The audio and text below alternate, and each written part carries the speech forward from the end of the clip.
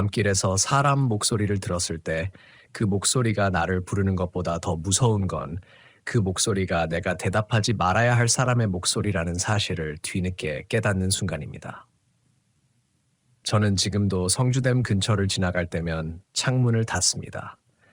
예전에는 답답해서라도 차창을 조금 열어놓는 편이었습니다.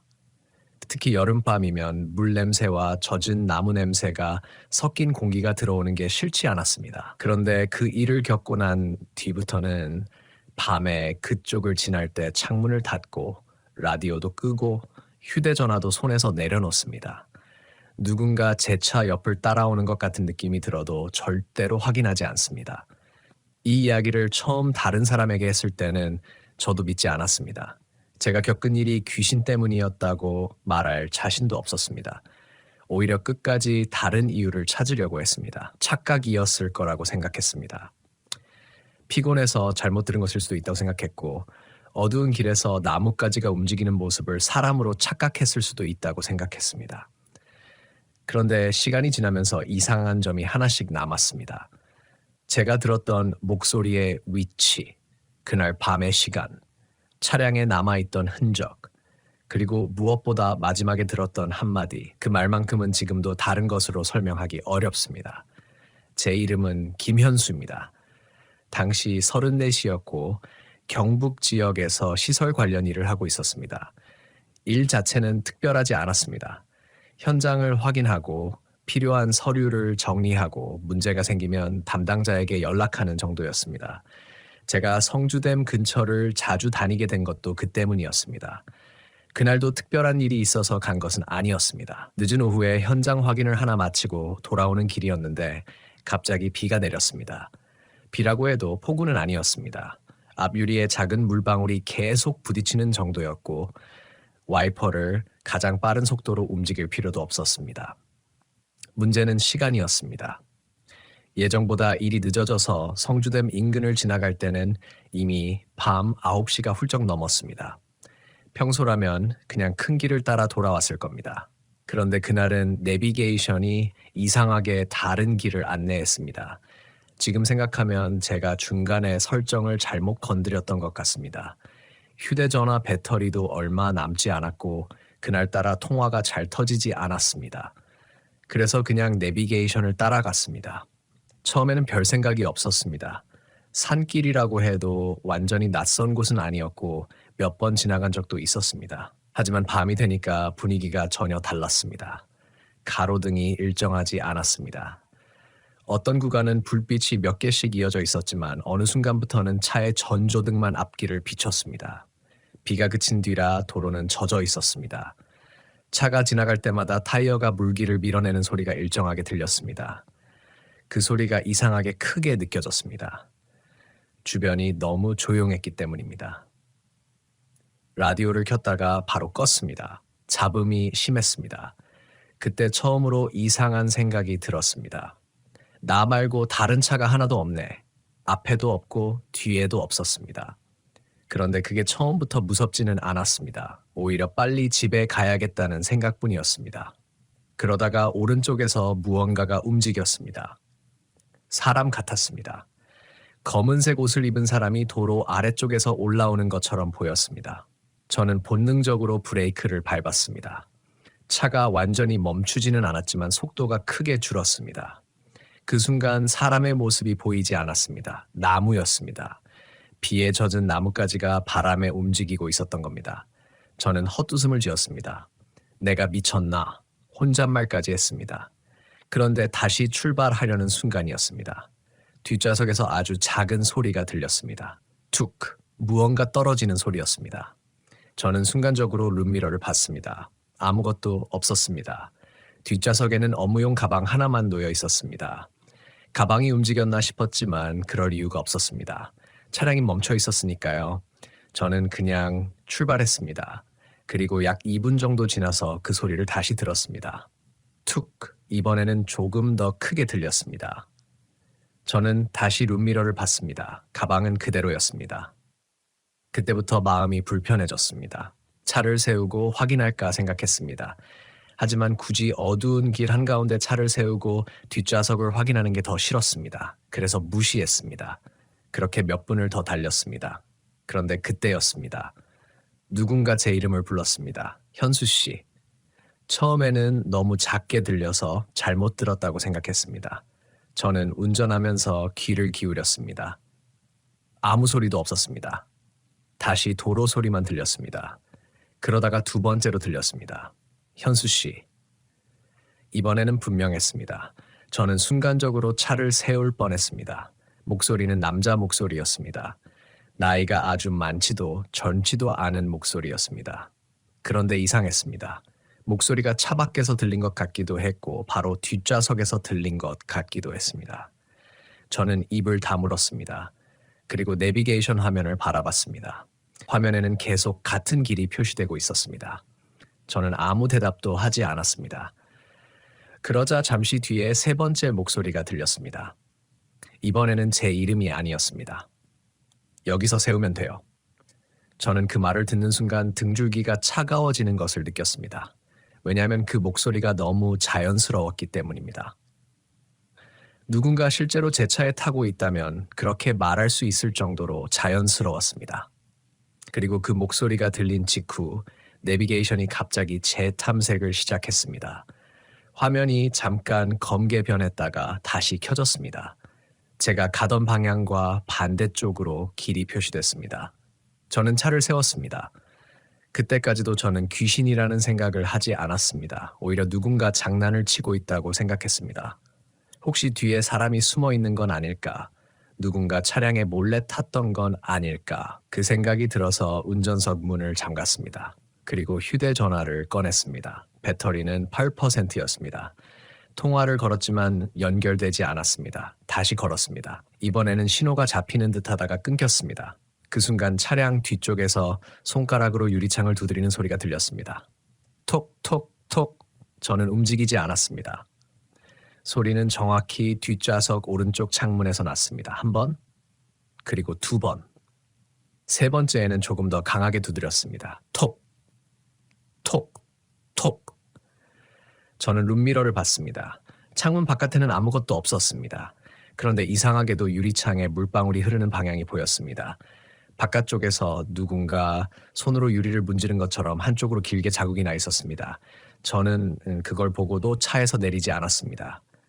그때 처음으로 확실하게 무서워졌습니다. 그리고 그 순간 제 머릿속에 오래전 일이 떠올랐습니다. 아버지와 관련된 기억이었습니다. 제가 19살이던 해였습니다. 아버지는 지방에서 일을 하셨고 늦은 밤 귀가하는 일이 많았습니다.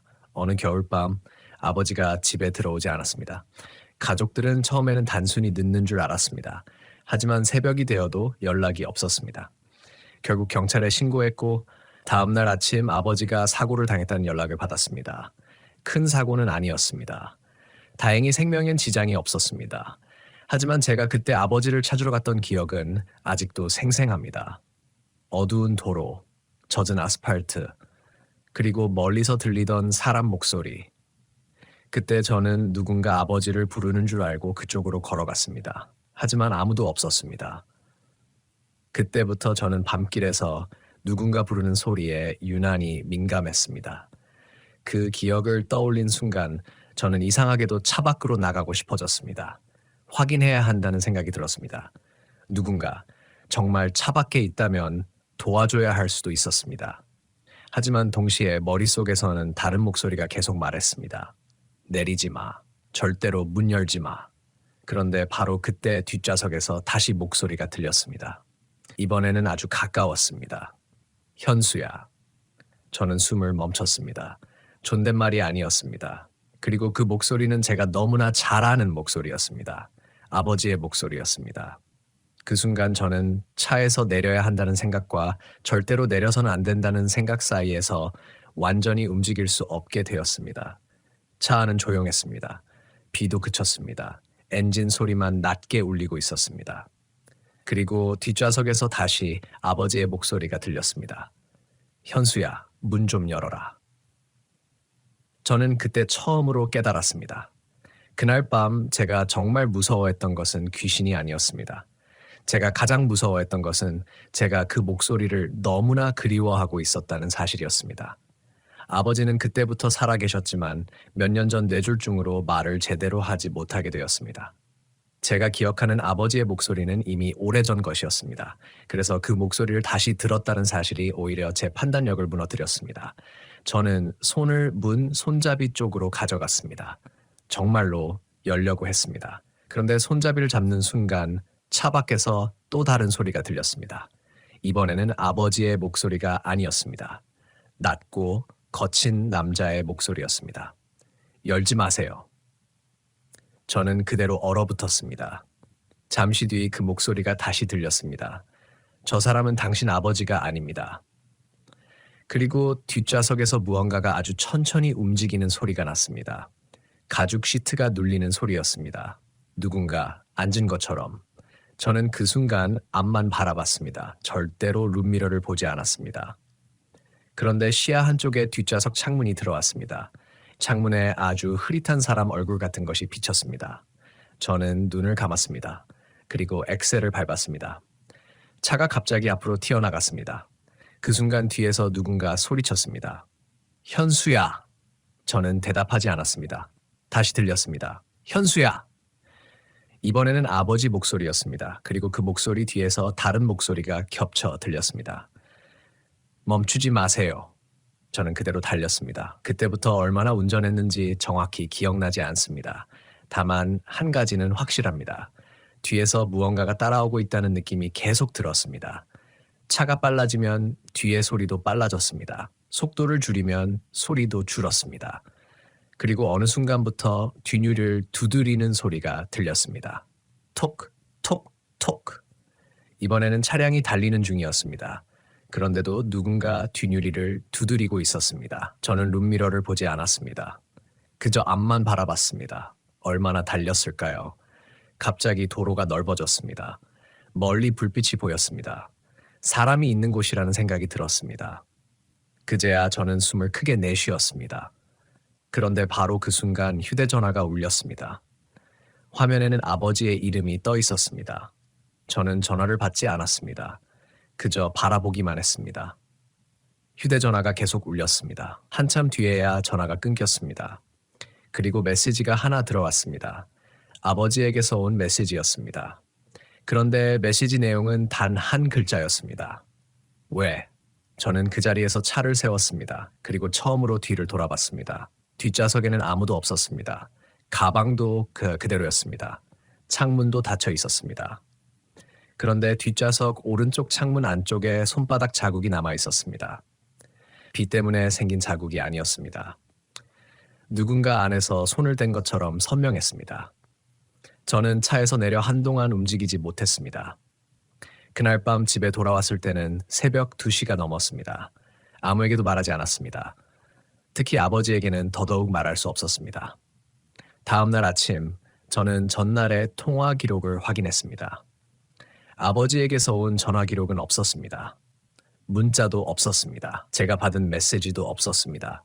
휴대전화에는 아무것도 남아있지 않았습니다. 저는 결국 전날의 모든 일이 피곤함과 착각 때문이었다고 생각하려 했습니다. 그렇게 생각하면 편했습니다. 그런데 며칠 뒤 일이 하나 더 생겼습니다. 회사에서 같이 일하던 선배가 제 차를 보더니 물었습니다. 이거 뒤에 뭐 묻었어? 저는 무슨 말인지 몰라 차 뒤쪽을 봤습니다. 뒷유리 아래쪽에 진흙 같은 것이 묻어 있었습니다. 손으로 문지른 흔적처럼 길게 번져 있었습니다. 선배는 대수롭지 않게 닦아내려 했습니다. 그런데 손을 멈췄습니다. 이거 사람 손 아니야? 저는 아무 말도 하지 않았습니다. 선배가 웃으면서 말했습니다. 밤에 어디 산에 갔다 왔냐? 저는 그제야 전날 일을 조금 이야기했습니다. 끝까지 믿지는 않았습니다. 저 역시 믿지 않았으니까요. 그런데 갑자기 표정을 바꿨습니다. 성주댐 쪽에서 밤에 차 세우지 마. 그 말이 이상하게 마음에 걸렸습니다. 왜냐하면 제가 차를 세웠던 장소를 제가 말하지 않았기 때문입니다. 제가 그날 정확히 어디에서 멈췄는지 말하지 않았는데도 선배가 그렇게 말했습니다. 저는 물었습니다. 왜요? 선배는 한동안 대답하지 않았습니다. 그러다가 아주 조용히 말했습니다. 예전에 그 근처에서 비슷한 얘기 들은 적 있어. 무슨 얘기요? 밤에 차를 세우면 누가 문을 두드린다는 얘기. 저는 웃으려고 했습니다. 하지만 웃음이 나오지 않았습니다. 선배는 더 이상 설명하지 않았습니다. 그날 이후 저는 일부러 그쪽 길을 피했습니다. 몇 달 동안 한 번도 가지 않았습니다. 그러던 어느 날 업무 때문에 다시 성주담 근처를 지나야 했습니다. 낮이었습니다. 햇빛이 있었고 사람도 있었습니다. 그때는 아무렇지도 않았습니다. 오히려 제가 너무 예민했었다고 생각했습니다. 그런데 집으로 돌아가는 길에 휴대전화가 울렸습니다. 아버지였습니다. 이번에는 실제 전화였습니다. 저는 전화를 받았습니다. 아버지는 한동안 아무 말도 하지 않았습니다. 그리고 어렵게 한마디를 했습니다. 너 그날 나 찾으러 갔었냐? 저는 숨이 멎는 것 같았습니다. 아버지는 그날 밤의 일을 알 리가 없었습니다. 저는 아무 말도 하지 못했습니다. 그러자 아버지가 다시 말했습니다. 꿈에서 네가 계속 문을 열려고 하더라. 저는 그 말을 듣고 차를 갓길에 세웠습니다. 아버지는 자신이 무슨 말을 했는지도 정확히 기억하지 못하는 듯 했습니다. 통화는 얼마 지나지 않아 끝났습니다. 그날 밤 저는 오래도록 잠을 이루지 못했습니다. 그리고 처음으로 생각했습니다. 어쩌면 그날 밤 제가 들었던 목소리는 아버지의 목소리가 아니었을지도 모른다고. 어쩌면 제가 가장 듣고 싶었던 목소리를 제 기억이 만들어낸 것인지도 모른다고. 하지만 그렇다고 설명되지 않는 것이 하나 남았습니다. 그날 차 안에서 들었던 마지막 목소리. 열지 마세요. 저는 아직도 그 말이 누구의 것이었는지 모릅니다. 다만 그 말을 듣지 않았다면 저는 정말 문을 열었을 것 같습니다. 그리고 그 생각 때문에 지금도 밤길에서 누군가 문을 두드리는 소리를 들으면 손잡이를 잡지 않습니다. 사람은 자신이 무서워하는 것을 피한다고 생각하지만 실제로는 자신이 가장 그리워하는 것 때문에 위험에 빠질 수도 있다는 걸 그날 알았습니다. 그 뒤로 저는 한 가지 습관이 생겼습니다. 늦은 밤 낯선 곳에서 누군가 제 이름을 불러도 대답하지 않습니다. 도움을 요청하는 소리라면 먼저 밝은 곳으로 이동합니다. 차 안에서 이상한 소리가 들려도 어두운 곳에 차를 세워 확인하지 않습니다. 그리고 무엇보다 익숙한 목소리라고 해서 무조건 믿지 않습니다. 그 목소리가 정말 그 사람이 내는 소리인지 확인할 방법이 없다면 차라리 모른 척 지나가는 편을 선택합니다. 몇 년이 지난 지금도 그날의 일을 설명해 보려고 하면 결국 같은 곳에서 멈춥니다. 착각이었다고 하면 대부분 설명됩니다. 피로 때문이었다고 하면 어느 정도 이해할 수 있습니다. 휴대전화 오류였다고 생각하면 메시지 문제도 넘어갈 수 있습니다. 하지만 손바닥 자국은 어떻게 설명해야 할까요? 제가 말하지 않은 장소를 알고 있던 선배의 말은 어떻게 설명해야 할까요? 그리고 무엇보다 제가 문을 열기 직전에 들었던 그 낮은 목소리는 어떻게 설명해야 할까요? 아마 영원히 알 수 없을 겁니다. 그래서 저는 이 이야기를 귀신 이야기라고 단정하지 않습니다. 제가 직접 겪은 일이라고만 말합니다. 다만 한 가지는 확실히 알고 있습니다. 그날 밤 성주댐 근처의 어두운 도로에서 누군가가 제 이름을 불렀고 저는 그 목소리를 따라가려고 했습니다. 그리고 누군가가 저를 말렸습니다. 그 사람이 사람이었는지, 제가 만들어낸 목소리였는지, 아니면 정말 제가 이해할 수 없는 존재였는지는 지금도 모릅니다. 하지만 그날 이후 저는 밤길에서 누군가가 제 이름을 부르면 절대로 뒤를 돌아보지 않습니다. 가끔 아주 피곤한 날에는 그날의 목소리가 다시 떠오릅니다. 현수야. 그럴 때마다 저는 잠시 눈을 감습니다. 그리고 스스로에게 말합니다. 그건 아버지가 아니었다고. 그날 내가 들었던 것은 내가 그리워했던 사람의 목소리를 닮은 무언가였다고. 그러고 나면 이상하게 마음이 조금 편해집니다. 하지만 아주 가끔, 정말 아주 가끔은 그런 생각도 듭니다. 혹시 그날 나를 부른 것이 정말 아버지였다면, 그리고 내가 듣지 못한 마지막 말이 있었다면, 그 마지막 말은 무엇이었을까? 그 생각이 떠오르는 밤이면 저는 다시 창문을 확인합니다. 문이 잠겼는지 확인하고 휴대전화를 뒤집어 놓습니다. 그리고 불을 끕니다. 그런데 지금까지 단 한 번도 설명하지 못한 것이 있습니다. 그날 집에 돌아온 뒤 차에서 내리기 직전 저는 뒷좌석을 마지막으로 한번 바라봤습니다. 아무도 없었습니다. 가방 하나뿐이었습니다. 그런데 가방 위에 작은 물방울이 하나 떨어져 있었습니다. 뚝! 그 물방울을 보는 순간 저는 이상하게도 확신했습니다. 그날 차 안에는 나 혼자만 있었던 게 아니었다고. 그리고 지금도 비가 오는 밤이면 가끔 그 물방울이 떨어지는 소리가 들리는 것 같습니다. 뚝! 마치 누군가 아직도 아주 가까운 곳에서 기다리고 있는 것처럼. 뚝! 그리고 그럴 때마다 저는 같은 생각을 합니다. 이번에는 절대로 대답하지 말자. 어떤 목소리인지 확인하지도 말자. 그저 지나가자. 아무리 익숙한 목소리라도, 아무리 그리운 사람의 목소리라도 절대로 대답하지 말자. 그런데 이상하게도 그날 이후 몇 년 동안 아무 일도 없었습니다. 저는 그 일을 거의 잊고 살았습니다. 정확히 말하면 잊었다고 믿고 살았습니다. 사람은 자신이 이해할 수 없는 일을 오래 붙잡고 있지 못합니다.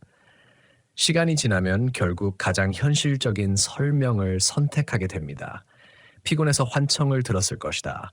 어두운 곳에서 나무를 사람으로 착각했을 것이다. 차 안에서 들린 소리는 도로에서 들어온 소리였을 것이다. 휴대전화 기록이 사라진 것도 단순한 오류였을 것이다. 저는 그렇게 생각했습니다. 그렇게 생각해야 일상으로 돌아갈 수 있었으니까요. 그러던 어느 겨울, 회사에서 오래된 현장 자료를 정리할 일이 생겼습니다. 창고 안에 몇 년 동안 보관되어 있던 서류와 사진을 정리하는 일이었습니다. 별것 아닌 일이었습니다. 낡은 파일을 꺼내 날짜별로 분류하고 필요 없는 자료를 폐기하는 정도였습니다. 그런데 그날 오후 오래된 현장 사진 한 장을 발견했습니다. 사진에는 성주댐 인근 도로가 찍혀 있었습니다. 저는 사진을 보는 순간 손을 멈췄습니다. 사진 속 도로가 제가 그날 밤 지나갔던 곳과 너무 비슷했기 때문입니다. 정확히 같은 장소인지 확인하려고 사진 뒷면을 봤습니다. 촬영 날짜가 적혀 있었습니다. 제가 그 일을 겪기 약 3년 전이었습니다. 사진에는 도로 옆에 작은 콘크리트 구조물이 하나 보였습니다. 그 주변으로 나무가 우거져 있었고 멀리 물이 보였습니다. 저는 사진을 한참 바라봤습니다. 그리고 이상한 점을 하나 발견했습니다. 사진 오른쪽 아래쪽에 사람이 한 명 서 있었습니다. 검은색 옷을 입은 남자였습니다.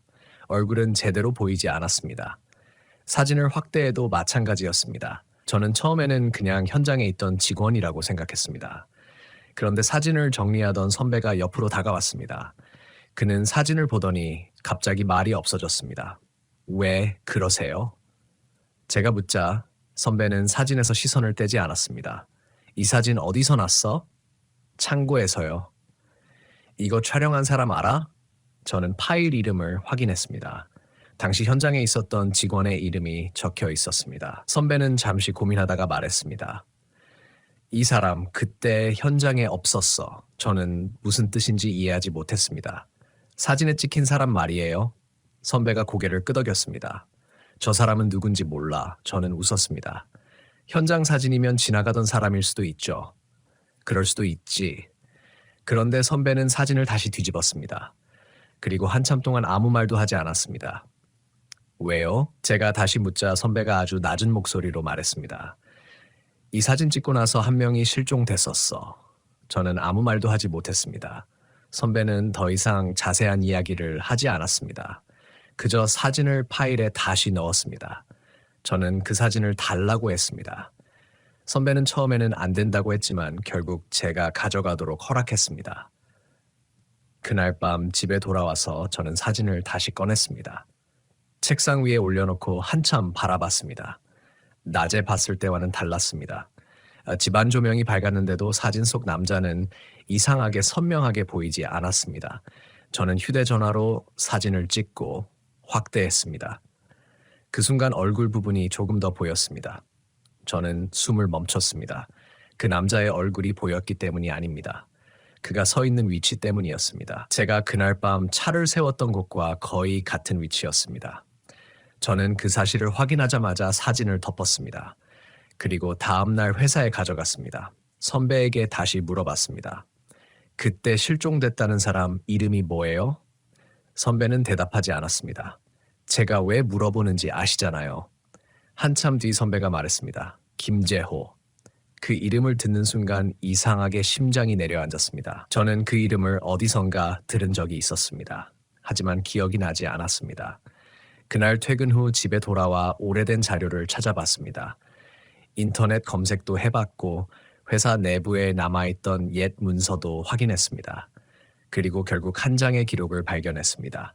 몇 년 전 성주댐 인근에서 야간 작업을 마치고 돌아가던 사람이 차량을 세운 뒤 연락이 끊겼다는 내용이었습니다. 차량은 다음 날 발견됐습니다. 차 안에는 개인 소지품이 그대로 있었습니다. 문은 잠겨 있지 않았습니다. 사람만 없었습니다. 그리고 이상한 점이 하나 있었습니다. 차량 뒷좌석 유리에 손바닥 자국이 남아 있었다는 기록이었습니다. 저는 그 문장을 읽고 한동안 화면을 바라봤습니다. 손바닥 자국. 저도 똑같은 것을 봤습니다. 하지만 저는 그 사실을 누구에게도 말하지 않았습니다. 그날 밤 저는 처음으로 제가 겪었던 일이 단순한 착각이 아닐 수도 있다는 생각을 했습니다. 그렇다고 귀신이라고 믿게 된 것은 아니었습니다. 오히려 반대였습니다. 저는 더 집요하게 다른 가능성을 찾았습니다. 누군가가 그 장소에서 사람들을 상대로 장난을 치는 건 아닐까? 불법적으로 사람을 유인하는 사람이 있는 건 아닐까? 과거의 사건과 제 경험 사이에 우연히 비슷한 요소가 겹친 건 아닐까? 그렇게 생각하는 편이 훨씬 현실적이었습니다. 그래서 저는 한 번 더 그곳에 가보기로 했습니다. 이번에는 낮에 갔습니다. 혼자 가지 않았습니다. 회사 선배와 함께였습니다. 우리는 제가 그날 밤 차를 세웠던 장소를 찾아갔습니다. 낮에 보니 정말 아무것도 특별하지 않았습니다. 도로 옆으로 나무가 있었고 조금 아래쪽으로 물이 보였습니다. 제가 밤에 사람으로 착각했던 나무도 있었습니다. 그걸 보는 순간 허탈한 웃음이 나왔습니다. 이거였어? 제가 말하자 선배는 아무 말도 하지 않았습니다. 저는 그 나무를 한참 바라봤습니다. 낮에는 너무 평범했습니다. 그날 밤 왜 사람처럼 보였는지 이해할 수 없었습니다. 그러다가 선배가 도로 아래쪽을 가리켰습니다. 저쪽으로 내려가 봐. 우리는 천천히 내려갔습니다. 그리고 작은 콘크리트 구조물을 발견했습니다. 사진 속에 있던 바로 그 구조물이었습니다. 저는 걸음을 멈췄습니다. 구조물 뒤쪽에는 사람이 한 명 정도 들어갈 수 있는 좁은 공간이 있었습니다. 그 안쪽은 어두웠습니다. 선배가 손전등을 비췄습니다. 아무것도 없었습니다. 그런데 벽에 이상한 흔적이 있었습니다. 사람 키 정도 되는 높이에 손가락으로 문지른 듯한 자국이 여러 개 남아 있었습니다. 저는 그 흔적을 바라보다가 문득 이상한 생각이 들었습니다. 혹시 누군가가 이곳에서 숨어 있다가 지나가는 차량을 바라본다면 어떨까? 혹시 제가 들었던 목소리도 실제 사람이 낸 소리라면 그 가능성을 생각하자 오히려 더 무서워졌습니다. 귀신이라면 설명할 수 없는 일이지만 사람이라면 설명할 수 없는 일이 더 많아집니다. 왜 밤에 차를 세우게 만들었을까?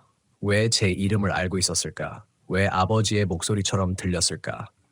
선배에게 그 생각을 말하자 그는 잠시 침묵했습니다. 그리고 아주 조용하게 말했습니다. 그래서 밤에는 오지 말라고 하나. 저는 그날 이후 다시는 그곳에 가지 않았습니다. 그런데 며칠 뒤 회사에 출근했을 때 선배가 저를 불렀습니다. 그의 표정이 평소와 달랐습니다. 현수야. 네. 네가 가져갔던 사진 있잖아. 네. 그거 어디 있어? 집에 있는데요. 선배는 잠시 망설이다가 물었습니다. 사진 속 사람 얼굴 봤어? 저는 대답하지 않았습니다. 선배는 한숨을 쉬었습니다. 어제 다른 직원이 그 사진을 봤어. 왜요? 그 사람이 그러더라. 선배가 잠시 말을 멈췄습니다. 사진 속 남자가 자기 아버지 같다고. 저는 순간 온몸이 굳었습니다. 그 직원 아버지가 누구예요? 선배는 고개를 저었습니다. 몇 년 전에 돌아가신 분이래.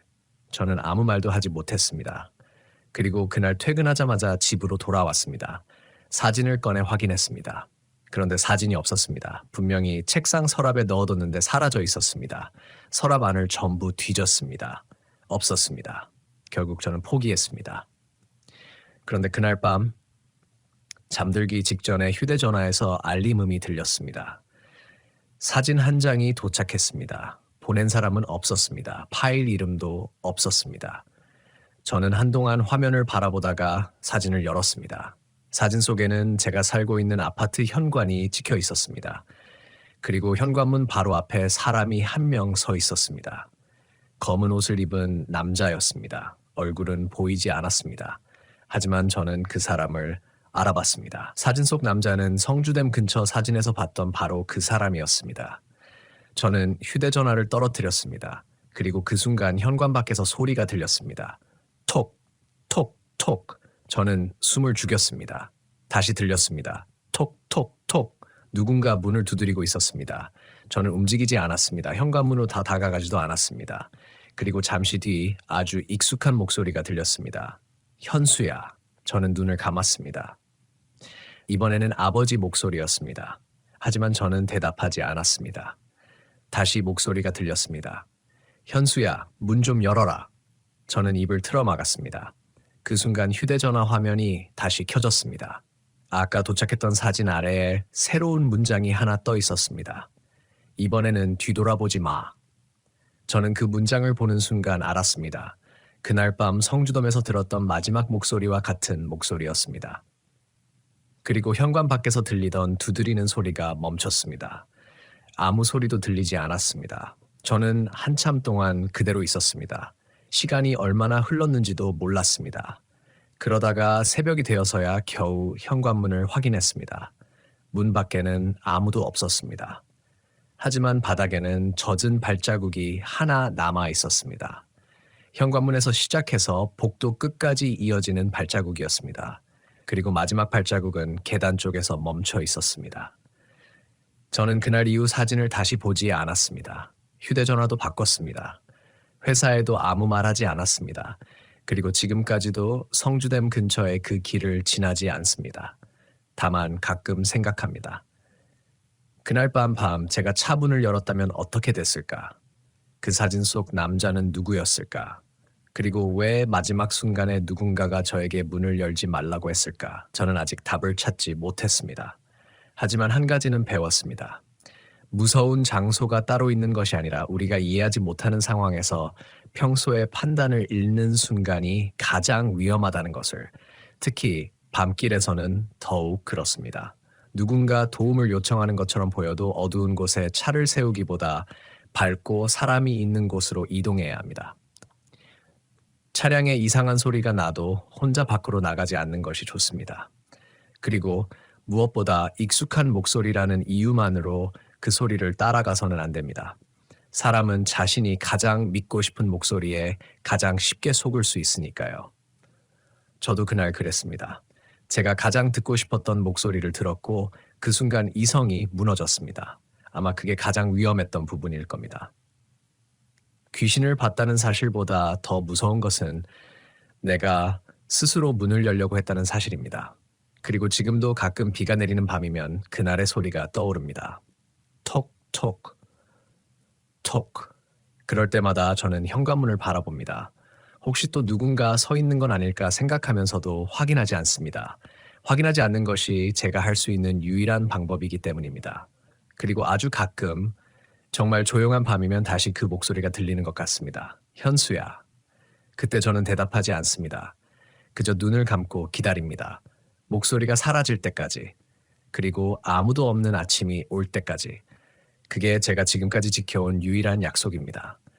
그날 밤 성주댐 근처에서 문을 열지 않았던 것처럼 앞으로도 절대로 열지 않겠다는 약속.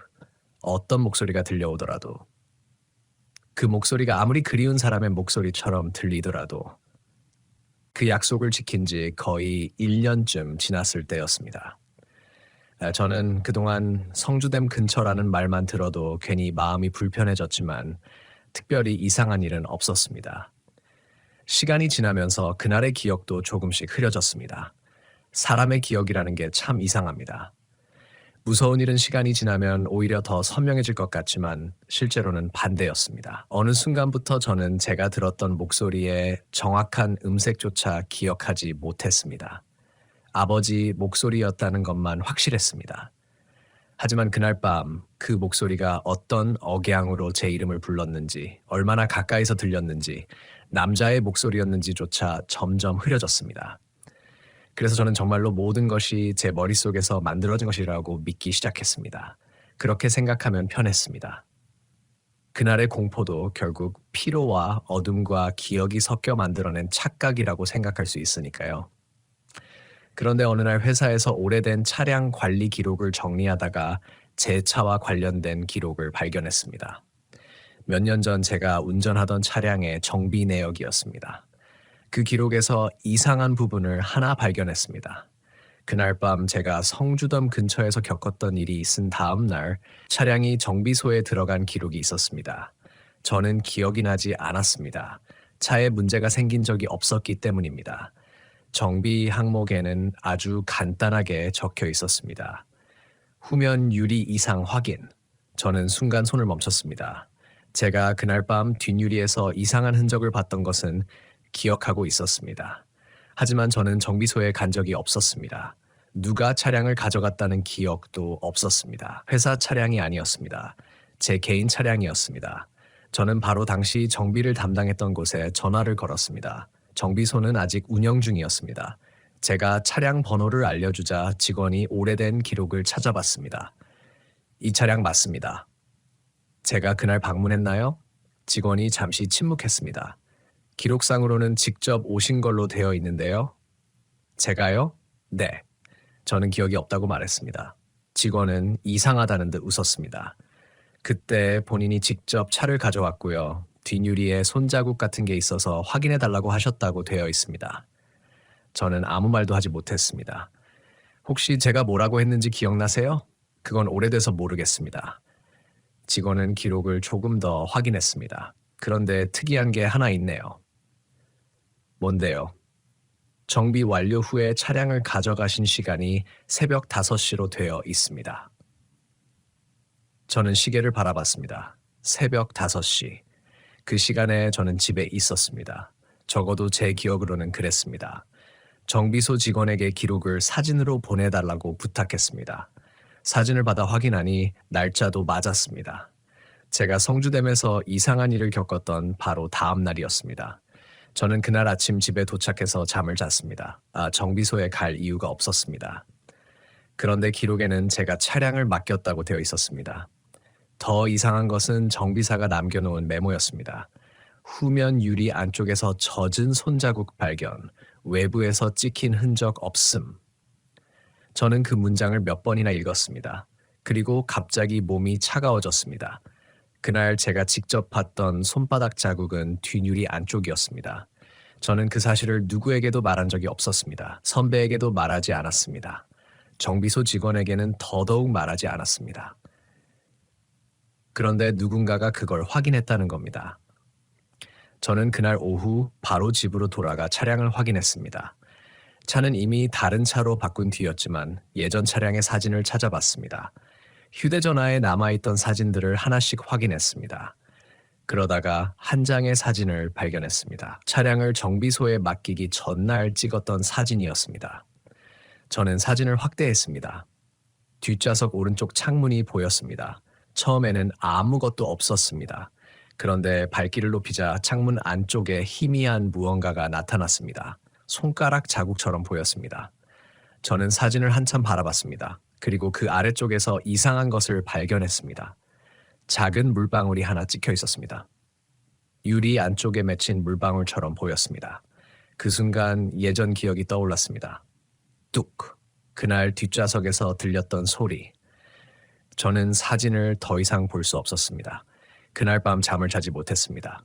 그리고 새벽 3시쯤 휴대전화가 울렸습니다. 번호가 표시되지 않았습니다. 저는 받지 않았습니다. 전화가 끊겼습니다.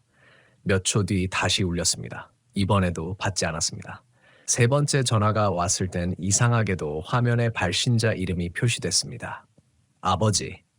저는 심장이 내려앉는 것 같았습니다. 아버지는 제 연락처에 그렇게 저장되어 있었습니다.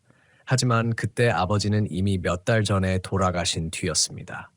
저는 전화를 받지 않았습니다. 전화는 계속 울렸습니다. 그리고 어느 순간부터 진동이 멈췄습니다. 그런데 통화가 종료된 게 아니었습니다. 화면에는 통화 시간이 올라가고 있었습니다. 0.3. 누군가 전화를 받은 상태였습니다. 저는 아무 말도 하지 않았습니다. 상대방도 아무 말이 없었습니다. 몇 초 뒤 아주 작은 숨소리가 들렸습니다. 그리고 아버지 목소리가 들렸습니다. 현수야. 저는 눈을 감았습니다. 아버지는 살아계실 때도 제 이름을 그렇게 부르지 않았습니다. 평소에는 그냥 현수라고 했습니다. 그런데 그날 밤 성주댐에서 들었던 것처럼 아주 부드럽게 현수야라고 불렀습니다. 저는 휴대전화를 바닥에 내려놓았습니다. 그러자 전화기 너머에서 아버지가 다시 말했습니다. 이번에는 내가 기다릴게. 저는 그 말을 듣는 순간 전화를 끊었으며 손이 떨렸습니다. 그런데 전화를 끊자마자 현관문 밖에서 소리가 들렸습니다. 누군가 복도를 걸어오는 소리였습니다. 천천히, 한 걸음씩, 사각, 사각, 사각. 아파트 복도는 조용했습니다. 누군가 신발을 끌면서 걸어오는 것 같은 소리가 점점 가까워졌습니다. 저는 현관문에서 멀리 떨어졌습니다. 발소리가 제 집 앞에서 멈췄습니다. 그리고 아무 소리도 들리지 않았습니다. 저는 숨도 제대로 쉬지 못했습니다. 몇 초가 지나고 톡! 현관문을 두드리는 소리가 났습니다. 한 번, 그리고 다시 톡! 저는 움직이지 않았습니다. 세 번째 두드림이 들리기 전에 휴대전화가 다시 울렸습니다. 이번에는 문자였습니다. 저는 확인하지 않으려고 했습니다. 하지만 화면에 미리 보기 문장이 떠올랐습니다. 문 열지 마. 저는 그 순간 온몸에 힘이 빠지는 것을 느꼈습니다. 왜냐하면 그 문장은 제가 예전에 받았던 것과 똑같았기 때문입니다. 그때도 같은 문장이었습니다. 이번에는 발신자가 표시되지 않았습니다. 저는 휴대전화를 들고 통신사에 전화하려 했습니다. 하지만 신호가 잡히지 않았습니다. 집안의 인터넷도 갑자기 끊겼습니다. 그 순간 현관문 밖에서 아버지 목소리가 들렸습니다. 현수야. 저는 귀를 막았습니다. 아빠다. 그 말을 듣는 순간 눈물이 나왔습니다. 제가 그 말을 얼마나 오랫동안 듣고 싶었는지 그때 알았습니다. 아버지가 돌아가신 뒤 저는 한 번도 그 목소리를 다시 듣고 싶다고 생각하지 않았습니다. 오히려 잊으려고 했습니다. 그런데 막상 들으니까 마음이 무너졌습니다. 문만 열면 정말 아버지가 있을 것 같았습니다. 그리고 바로 그때 제 머릿속에서 아주 오래전 기억 하나가 떠올랐습니다. 아버지가 병원에 입원해 계셨던 마지막 날이었습니다. 제가 병실에 앉아 있는데 아버지가 제 손을 잡았습니다. 그리고 아주 힘겹게 말씀하셨습니다. 현수야. 제가 대답했습니다. 네. 아버지는 한참 뒤에 말했습니다. 밤길에서는 사람 목소리 따라가지 마라. 그때 저는 그 말을 그냥 웃어넘겼습니다. 아버지가 무슨 이야기를 하는지 이해하지 못했습니다. 그런데 지금 생각하면 그 말이 이상했습니다. 아버지가 왜 그런 말을 했을까요? 어디에서 들은 이야기였을까요? 저는 그 기억을 떠올리는 순간 현관문에서 완전히 멀어졌습니다. 그리고 처음으로 확신했습니다. 문 밖에 있는 것이 아버지일 리 없다고. 아버지가 마지막으로 제게 남긴 말은 문을 열라는 말이 아니라 따라가지 말라는 말이었으니까요. 그 순간 현관문 밖에서 들리던 목소리가 바뀌었습니다. 아버지 목소리가 사라지고 전혀 다른 남자의 목소리가 들렸습니다. 잘 기억하셨네요. 저는 그대로 굳었습니다. 그때도 문을 안 열었고 잠시 침묵이 흘렀습니다. 그리고 아주 낮은 목소리가 이어졌습니다. 이번에도 안 열면 됩니다. 저는 아무 말도 하지 않았습니다. 그런데 한 가지는 알아두세요. 그 목소리가 아주 가까워졌습니다. 마치 현관문 바로 반대편에서 속삭이는 것처럼 들렸습니다. 당신이 그날 들었던 목소리는 처음부터 당신을 데려가려고 한 게 아닙니다. 저는 숨을 멈췄습니다. 당신이 문을 열게 만들려고 한 겁니다. 그리고 그 순간 현관문 손잡이가 아주 천천히 움직였습니다. 딸깍. 저는 본능적으로 뒷걸음질 쳤습니다. 딸깍. 이번에는 조금 더 강하게 움직였습니다. 문은 잠겨 있었습니다. 그런데 손잡이는 계속 움직였습니다. 그리고 마지막으로 한번 크게 흔들린 뒤 모든 소리가 사라졌습니다. 아침이 될 때까지 저는 현관 근처에 가지 않았습니다. 해가 뜨고 나서야 조심스럽게 문을 열었습니다. 복도에는 아무도 없었습니다. 그런데 문 앞 바닥에 젖은 발자국이 남아 있었습니다. 이번에는 하나가 아니었습니다. 두 줄이었습니다. 한 사람의 발자국처럼 보이는 흔적이 현관 앞에서 시작해 계단 쪽으로 이어져 있었습니다. 그리고 그 옆에 아주 작은 발자국이 하나 더 있었습니다. 마치 누군가가 어린아이의 손을 잡고 함께 걸어간 것처럼. 저는 그날 이후 다시는 그 목소리를 듣지 못했습니다. 하지만 그날부터 지금까지 비가 오는 밤이면 한 가지 생각을 합니다. 어쩌면 그날 성주댐에서 제가 들었던 것은 저를 부르는 목소리가 아니라 제가 가진 가장 약한 기억을 이용해서 문을 열게 만들려던 무언가였을지도 모릅니다. 그리고 만약 그날 제가 대답했다면 혹은 문을 열었다면 지금 이 이야기를 하고 있는 사람은 제가 아니었을지도 모릅니다. 그래서 저는 아직도 밤길에서 누군가 제 이름을 부르면 멈추지 않습니다. 확인하지 않습니다. 돌아보지도 않습니다. 그저 앞으로 갑니다. 사람인지 아닌지 알 수 없는 목소리를 확인하는 것보다 확인하지 않고 살아남는 것이 훨씬 중요하다는 걸 알게 되었으니까요. 그리고 아버지가 마지막으로 제게 남긴 말을 이제야 이해합니다. 밤길에서는 사람 목소리를 따라가지 말라는 것. 그 말은 단순한 충고가 아니었습니다. 적어도 제게는 그랬습니다. 그날 이후 저는 아버지의 목소리를 다시 들을 수 없었습니다. 하지만 이상하게도 그게 조금은 다행이라고 생각합니다. 그 목소리가 정말 아버지였다면 저를 문 밖으로 불러냈을 리가 없으니까요. 그래서 저는 아직도 그날 밤 마지막으로 들었던 목소리를 기억합니다. 현수야. 그리고 그 뒤에 이어졌던 낮은 목소리도 기억합니다. 문 열지 마세요. 지금도 저는 어느 쪽이 사람이었고 어느 쪽이 사람이 아니었는지 모릅니다. 다만 한 가지는 압니다. 그날 밤 저를 살린 것은 용기가 아니었습니다. 문을 열지 않은 아주 단순한 선택 하나였습니다. 그리고 때로는 이상한 일을 설명하려고 애쓰는 것보다 설명할 수 없는 순간에는 그냥 거리를 두는 것이 우리를 지키는 방법일지도 모릅니다. 성주댐 근처에서 제가 겪은 일이 정말 귀신이었는지는 지금도 확신하지 못합니다. 하지만 그날 밤 제가 들었던 목소리와 그 이후 몇 년 동안 반복된 이상한 흔적들은 적어도 제 기억 속에서는 아직 끝나지 않았습니다. 가끔 꿈을 꿉니다. 어두운 도로에 차를 세워놓고 제가 뒷좌석을 바라보는 꿈입니다. 그리고 뒷좌석에는 아무도 없습니다. 그런데 꿈속에 저는 알고 있습니다. 누군가 있다는 것을. 그래서 고개를 돌리지 않습니다. 그저 앞만 바라봅니다. 그러면 어디선가 아주 작은 목소리가 들립니다. 현수야. 저는 꿈속에서도 대답하지 않습니다. 그리고 잠에서 깨어나면 가장 먼저 현관문을 확인합니다. 문이 잠겨 있는지. 그리고 가끔, 정말 가끔 문 바깥에서 빗물이 떨어지는 소리가 들립니다. 뚝, 뚝, 뚝. 그 소리를 들을 때마다 저는 같은 생각을 합니다. 혹시 아직도 누군가가 기다리고 있는 건 아닐까? 하지만 이번에도 저는 확인하지 않습니다. 그날 밤과 똑같이.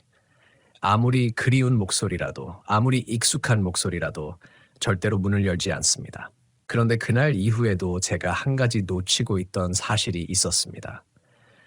저는 계속해서 그 목소리가 저를 성주댐 근처에서 따라온 존재라고 생각했습니다. 그런데 몇 년이 지나고 나서야 알게 된 것이 하나 있었습니다.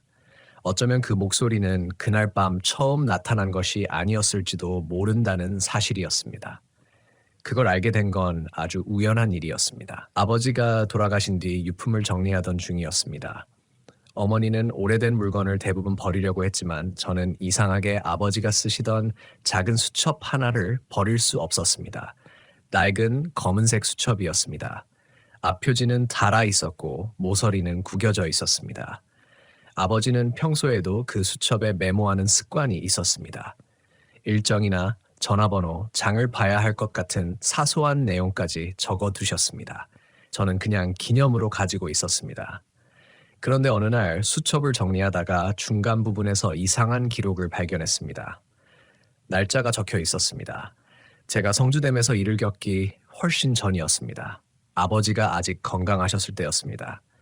그 날짜 아래에는 짧은 문장이 하나 적혀 있었습니다. 성주댐 근처에서는 밤에 차를 세우지 말 것.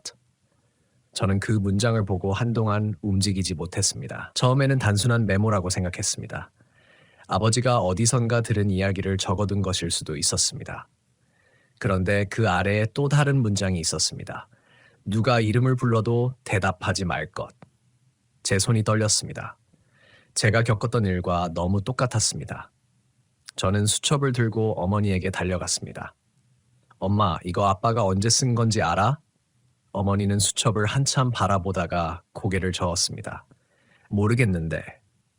아빠가 성주댐에 간 적 있어? 어머니는 잠시 생각했습니다. 예전에 일 때문에 한번 갔던 것 같아. 언제? 아주 오래전이야. 저는 그 말을 듣고 더 이상 묻지 않았습니다. 그날 밤 수첩을 다시 펼쳤습니다. 그리고 처음으로 모든 페이지를 처음부터 끝까지 확인했습니다. 중간중간에는 평범한 기록들이 있었습니다. 하지만 성주댐에 관한 기록은 한 번 더 나왔습니다. 몇 페이지 뒤였습니다. 이번에는 날짜가 훨씬 오래전이었습니다. 아버지가 젊었을 때의 날짜였습니다. 그리고 그 아래에는 이렇게 적혀 있었습니다. 그 목소리는 사람의 목소리를 흉내낸다. 저는 그 문장을 보고 숨을 삼켰습니다. 그리고 바로 밑에 적힌 문장을 읽었습니다. 가장 그리운 사람의 목소리로 부른다. 그 순간 저는 수첩을 덮었습니다. 더 이상 읽을 수 없었습니다. 그날 밤 저는 아버지에게 성주댐과 관련된 일이 있었다는 사실을 처음으로 알았습니다. 그런데 아버지는 살아계실 때 한 번도 그 이야기를 하지 않았습니다. 왜 아무 말도 하지 않았을까? 왜 수첩에만 적어 놓았을까? 그리고 왜 저에게 마지막으로 같은 말을 했을까?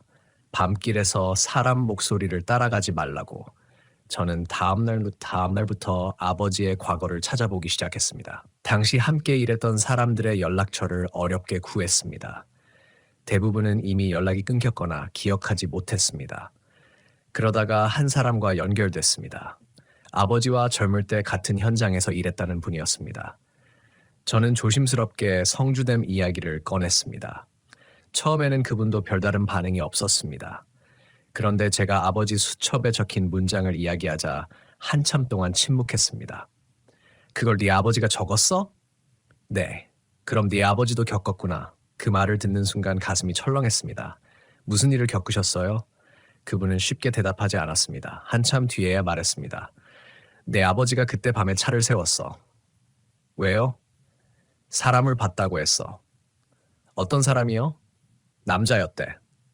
저는 사진 속 검은 옷을 입은 남자가 떠올랐습니다. 그 남자가 뭐라고 했대요?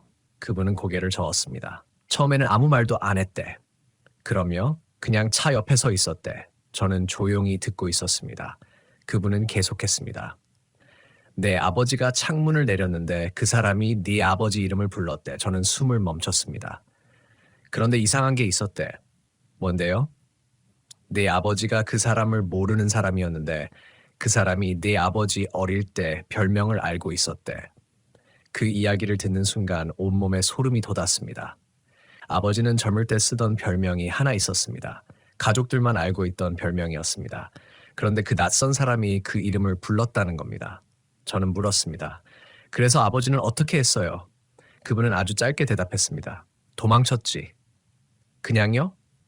그냥이 아니야. 그분의 목소리가 낮아졌습니다. 내 아버지가 차를 몰고 도망가는데 뒤에서 계속 두드리는 소리가 났대. 톡, 톡, 톡. 저는 더 이상 아무 말도 하지 못했습니다. 그 소리가 제가 들었던 것과 같았습니다. 그리고 차를 세우지 않고 빠져나왔대. 그분은 잠시 말을 멈췄습니다. 그런데 다음 날 차량 뒷유리 안쪽에 손자국이 있었다고 했어. 저는 눈을 감았습니다. 모든 것이 연결되는 것 같았습니다. 아버지가 왜 그 말을 수첩에 적었는지, 왜 저에게 같은 경고를 했는지, 왜 제가 성주댐에서 똑같은 일을 겪었는지, 하지만 아직도 설명되지 않는 것이 있었습니다. 왜 저였을까? 왜 아버지와 제가 같은 일을 겪었을까? 저는 그분에게 마지막으로 물었습니다. 그때 아버지 말고 다른 사람도 겪었어요? 그분은 잠시 생각하다가 고개를 끄덕였습니다. 있었지. 몇 명이나요? 정확히는 모르겠는데 오래전부터 그런 이야기가 있었어. 어떤 이야기요? 밤에 누군가가 길가에 서 있어. 그리고요? 차를 세우면 이름을 불러. 그 말이 너무 단순해서 오히려 무서웠습니다. 그 다음에는 그분은 대답하지 않았습니다. 저는 다시 물었습니다. 그 다음에는 어떻게 돼요? 그분은 한참 뒤에 말했습니다. 문을 열면 안 된다고들 했어. 저는 그 말을 듣고 아버지 수첩을 다시 떠올렸습니다. 누가 이름을 불러도 대답하지 말 것. 그날 이후 저는 처음으로 아버지가 왜 그 일을 숨겼는지 이해할 수 있을 것 같았습니다. 말한다고 해서 믿어줄 사람이 없었을 겁니다. 아버지 자신도 설명할 수 없었을 테니까요. 그래서 기록만 남긴 겁니다. 혹시 언젠가 자신과 같은 일을 겪는 사람이 생길까봐. 그런데 그 사람이 결국 자기 아들이 될 거라고는 생각하지 못했겠죠. 저는 그날 집으로 돌아와 아버지 수첩의 마지막 페이지를 다시 펼쳤습니다. 처음에는 아무것도 없는 줄 알았습니다. 그런데 페이지 가장 아래쪽에 아주 작은 글씨가 있었습니다. 날짜도 없었습니다. 그저 한 문장만 적혀 있었습니다. 현수에게는 말하지 말 것. 저는 그 문장을 보는 순간 손에서 수첩을 떨어뜨렸습니다. 왜 제 이름이 적혀 있었을까요? 아버지가 언제 그 문장을 썼는지도 알 수 없었습니다. 제가 성주댐에서 일을 겪기 전인지 그 이후인지조차 확인할 수 없었습니다. 하지만 한 가지는 확실했습니다. 아버지는 제가 그곳에 갈 가능성을 알고 있었던 것 같습니다. 그날 밤 저는 어머니에게 다시 물어봤습니다. 엄마, 응. 아빠가 나 성주댐 쪽에 가지 말라고 한 적 있어? 어머니는 한참 생각했습니다. 그리고 아주 조용하게 말했습니다. 있었어. 저는 숨을 멈췄습니다. 언제요? 네가 그쪽으로 출장 다닌다고 했을 때. 뭐라고 하셨어? 어머니는 기억을 더듬었습니다. 그냥 밤늦게 다니지 말라고 했어. 그게 전부였어? 응. 저는 더 묻지 않았습니다. 그날 밤 저는 아버지 수첩을 책상 위에 놓고 한참 바라봤습니다. 그리고 이상하게도 아주 오래전 아버지가 제게 했던 말이 떠올랐습니다. 밤길에서는 사람 목소리 따라가지 마라. 그때는 그 말이 단순한 걱정인 줄 알았습니다. 하지만 이제는 그 말이 아버지가 자신이 겪었던 일을 저에게 직접 전하려 했던 마지막 경고였다는 생각이 들었습니다. 그 후 저는 성주댐에 관한 자료를 더 찾아봤습니다. 공식적으로 확인할 수 있는 사건과 기록을 중심으로 살펴봤습니다. 사라진 사람들의 이야기, 차량이 발견된 사건, 야간에 길을 잘못 들어 사고가 났던 사례, 대부분은 현실적인 이유로 설명할 수 있었습니다. 길을 잃었거나 술을 마셨거나 갑작스러운 사고를 당했거나. 저는 그런 설명을 부정하고 싶지 않았습니다. 오히려 그것이 맞다고 생각합니다. 사람은 위험한 곳에서 실제 위험을 먼저 생각해야 하니까요.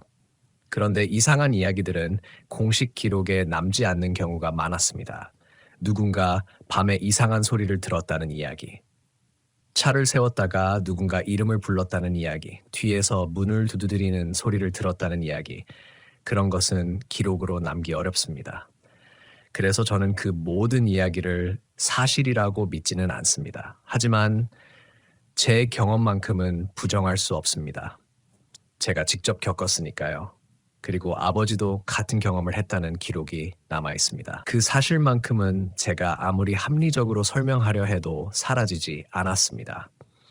그러던 어느 날 저는 아버지 수첩을 다시 펼쳤습니다. 그리고 그때까지 보지 못했던 작은 흔적 하나를 발견했습니다. 페이지 모서리에 아주 희미한 숫자가 적혀 있었습니다. 날짜처럼 보였습니다. 저는 그 숫자를 확대해 봤습니다.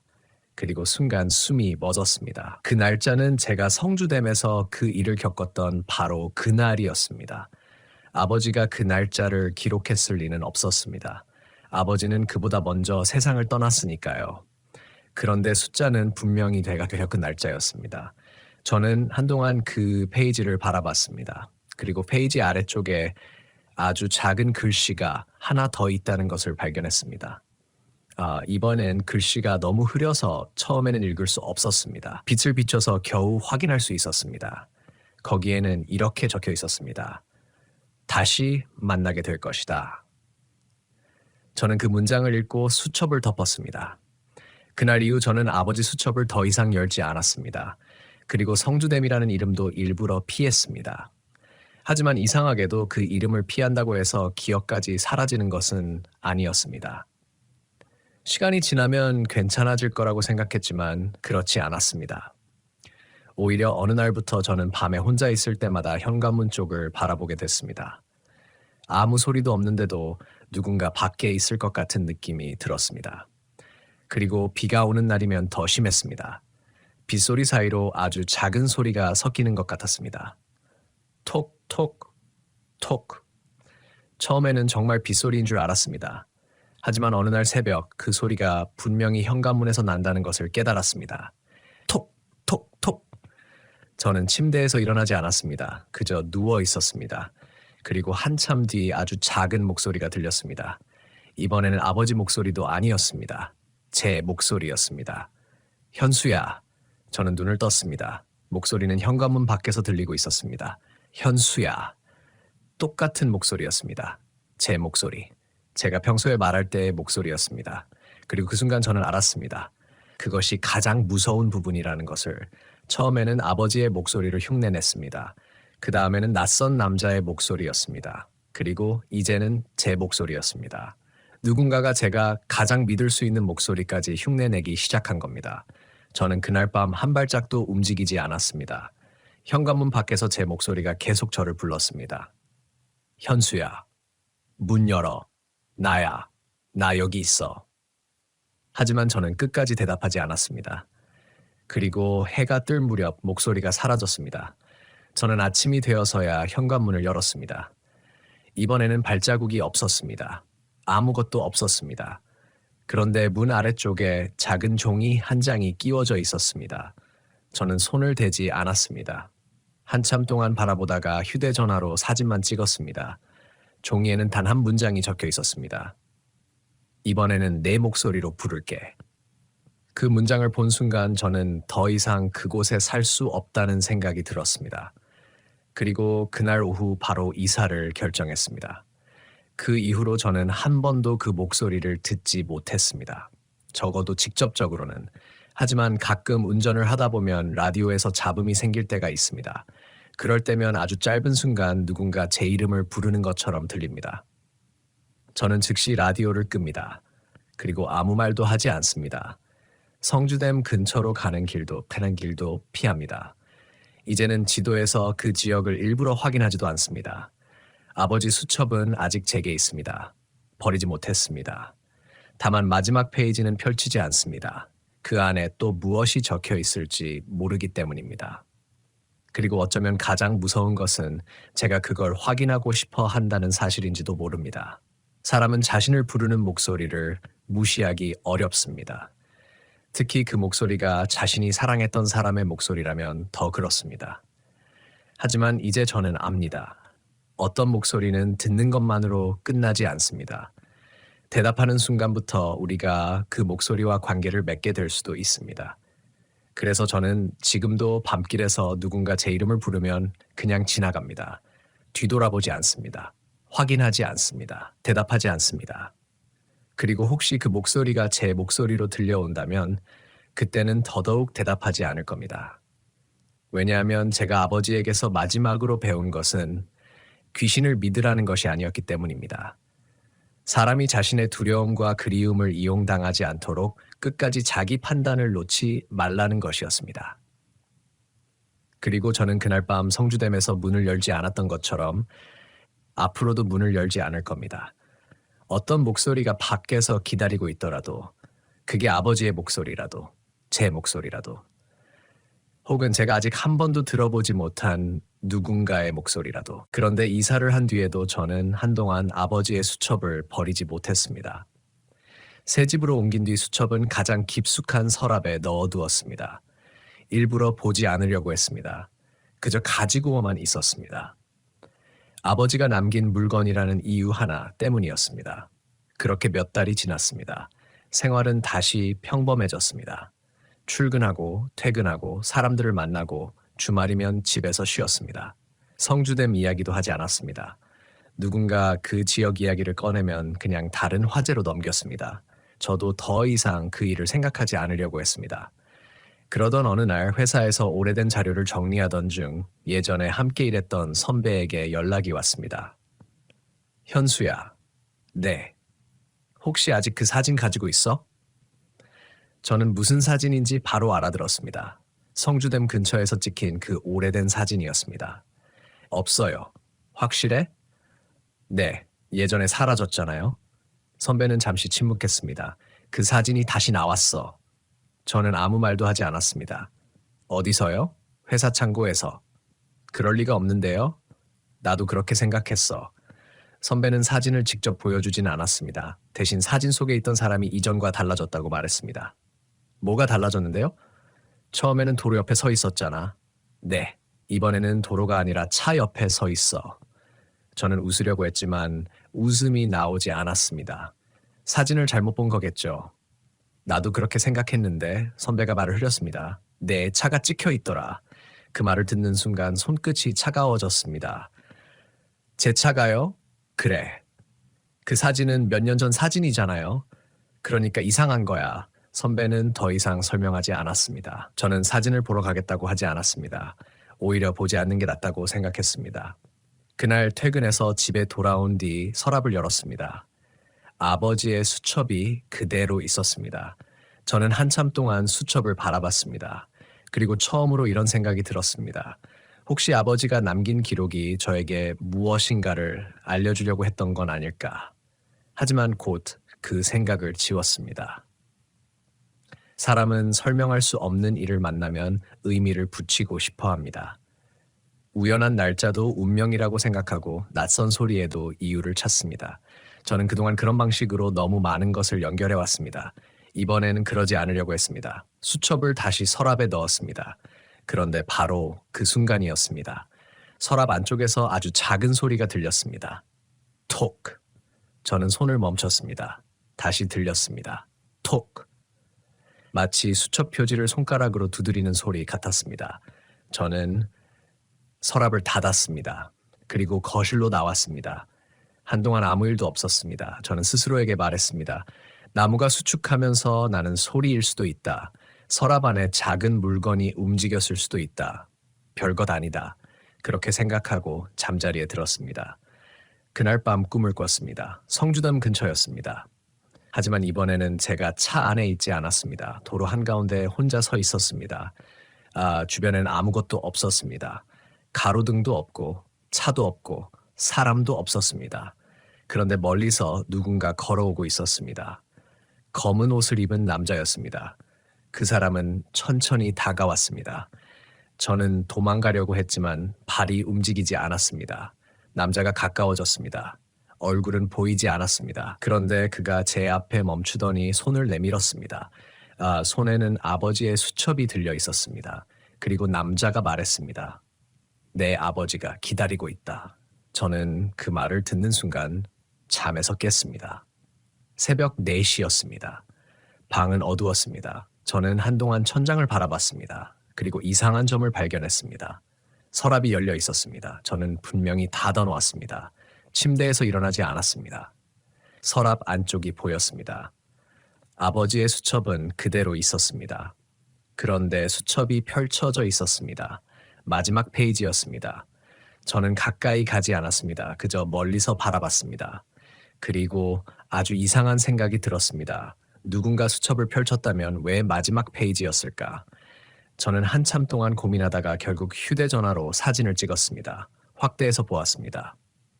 마지막 페이지에 새로운 글씨가 하나 더 적혀 있었습니다. 처음에는 기존의 글씨와 구별하기 어려웠습니다.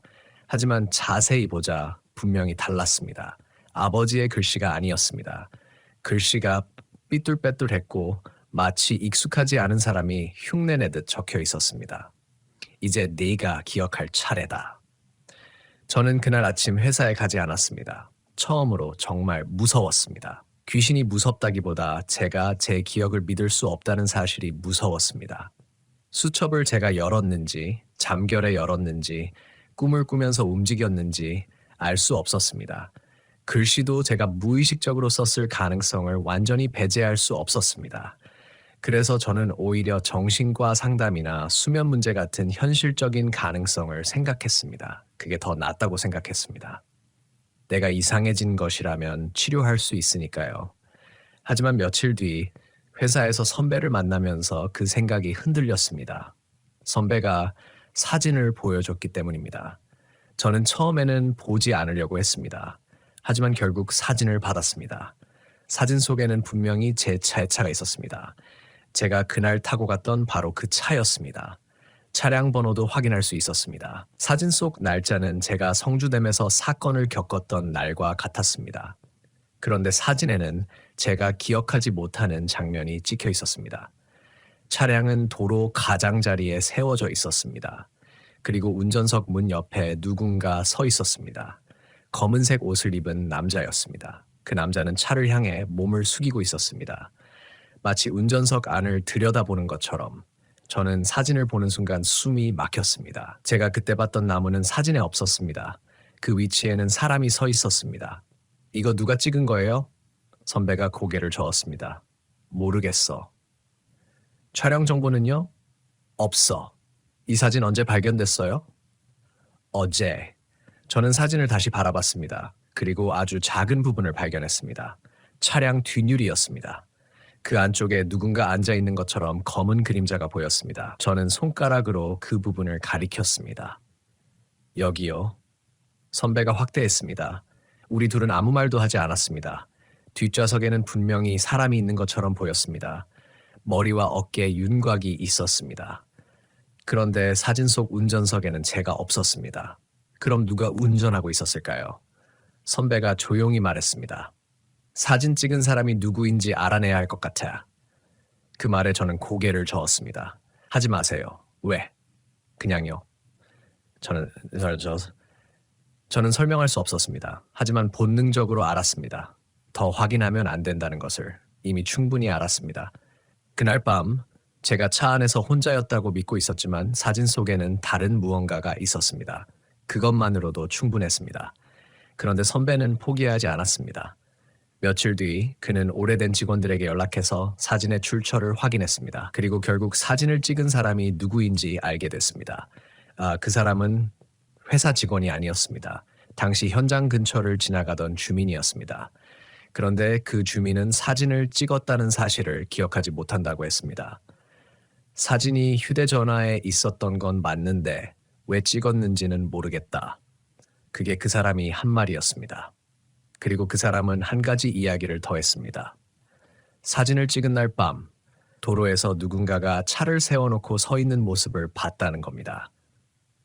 그는 사람이 도움을 요청하는 줄 알고 차를 세우려고 했지만 이상하게도 가까이 가지 못했다고 했습니다.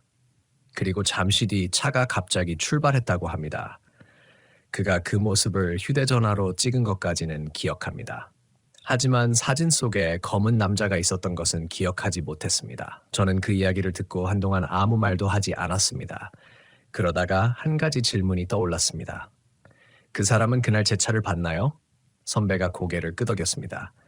내 차였다는 걸 알았대. 그럼 왜 아무 말도 안 했대요? 그게 이상한 거야. 선배는 주민이 했다는 말을 그대로 전했습니다. 차 안에 사람이 2명 있는 것처럼 보였다고 했어. 저는 그 순간 손을 움켜쥐었습니다. 2명. 그 말은 사진 속 뒷좌석 그림자와 연결됐습니다. 그리고 제가 그날 들었던 목소리, 아버지 목소리, 낯선 남자의 목소리, 그리고 마지막에 들었던 제 목소리. 어쩌면 그날 밤 저는 혼자였던 것이 아니라 누군가의 목소리와 기억을 계속 듣고 있었던 건지도 모릅니다. 하지만 그것이 무엇인지는 여전히 알 수 없었습니다. 저는 그 후 한동안 성주댐과 관련된 모든 자료를 정리해서 없애려고 했습니다. 사진도 버렸습니다. 수첩도 상자 안에 넣어 봉인했습니다. 휴대전화에 남은 기록도 전부 삭제했습니다. 그렇게 하면 끝날 거라고 생각했습니다. 그리고 실제로 몇 달 동안 아무 일도 없었습니다. 그때 저는 정말 끝났다고 생각했습니다. 그러던 어느 늦은 밤이었습니다. 출장을 마치고 집으로 돌아오는 길이었습니다. 성주댐 근처가 아니었습니다. 제가 평소 다니던 익숙한 도로였습니다. 시간은 밤 11시 정도였습니다. 차 안에는 저 혼자였습니다. 라디오를 켜고 있었습니다. 그런데 갑자기 라디오가 끊겼습니다. 잡음이 들렸습니다. 치직, 치직. 저는 채널을 바꾸려고 했습니다. 그 순간 라디오에서 아주 짧게 사람 목소리가 들렸습니다. 현수야. 저는 손을 놓았습니다. 라디오에서는 다시 음악이 흘렀습니다. 저는 아무 말도 하지 않았습니다. 그리고 몇 초 뒤 다시 잡음이 섞였습니다. 이번에는 목소리가 끊겼습니다. 저는 즉시 라디오를 껐습니다. 차 안이 조용해졌습니다. 그런데 그때 휴대전화가 울렸습니다. 화면에는 저장되지 않은 번호가 떠 있었습니다. 저는 받지 않았습니다. 전화가 끊겼습니다. 잠시 뒤 문자 하나가 왔습니다. 아직도 성주댐이라고 생각하니? 저는 차를 세웠습니다. 그 문장을 몇 번이나 읽었습니다. 그리고 그 순간 깨달았습니다. 제가 지금까지 한 가지를 잘못 생각하고 있었다는 것을. 그것이 장소에 붙어 있는 것이 아니라면 어떨까? 성주댐에서만 나타나는 것이 아니라 제가 그날 처음 들었던 순간부터 저를 따라온 것이라면, 그렇다면 왜 제가 이사를 해도 끝나지 않았는지 설명할 수 있었습니다. 왜 다른 장소에서도 목소리가 들렸는지도, 왜 아버지의 수첩에도 같은 이야기가 있었는지도. 하지만 그 생각을 인정하는 순간 더 이상 피할 곳이 없었습니다. 저는 그동안 장소를 피하면 된다고 생각했습니다. 성주댐에 가지 않으면 된다고. 그런데 만약 장소가 문제가 아니었다면 제가 어디에 있든 같은 일이 반복될 수 있었습니다. 그때 휴대전화가 다시 울렸습니다. 이번에는 문자 내용이 달랐습니다. 뒤를 보지 마. 저는 그대로 앞만 바라봤습니다. 그 순간 뒷좌석에서 아주 작은 소리가 들렸습니다. 툭. 저는 눈을 감았습니다. 다시 툭. 그리고 세 번째 소리가 났습니다. 톡. 저는 차를 다시 출발시켰습니다. 절대로 뒤를 보지 않았습니다. 그런데 몇 분 뒤 내비게이션이 갑자기 이상한 길을 안내하기 시작했습니다. 제가 가던 방향과 전혀 상관없는 길이었습니다. 화면에는 목적지가 하나 표시되어 있었습니다. 저는 그 글자를 보는 순간 손에서 힘이 빠지는 것 같았습니다. 목적지에는 이렇게 적혀 있었습니다. 성주댐. 저는 내비게이션을 껐습니다. 그리고 아무 말 없이 가장 밝은 큰 길로 차를 몰았습니다. 뒤에서는 아무 소리도 나지 않았습니다. 그런데 그날 이후 저는 확실히 알게 되었습니다.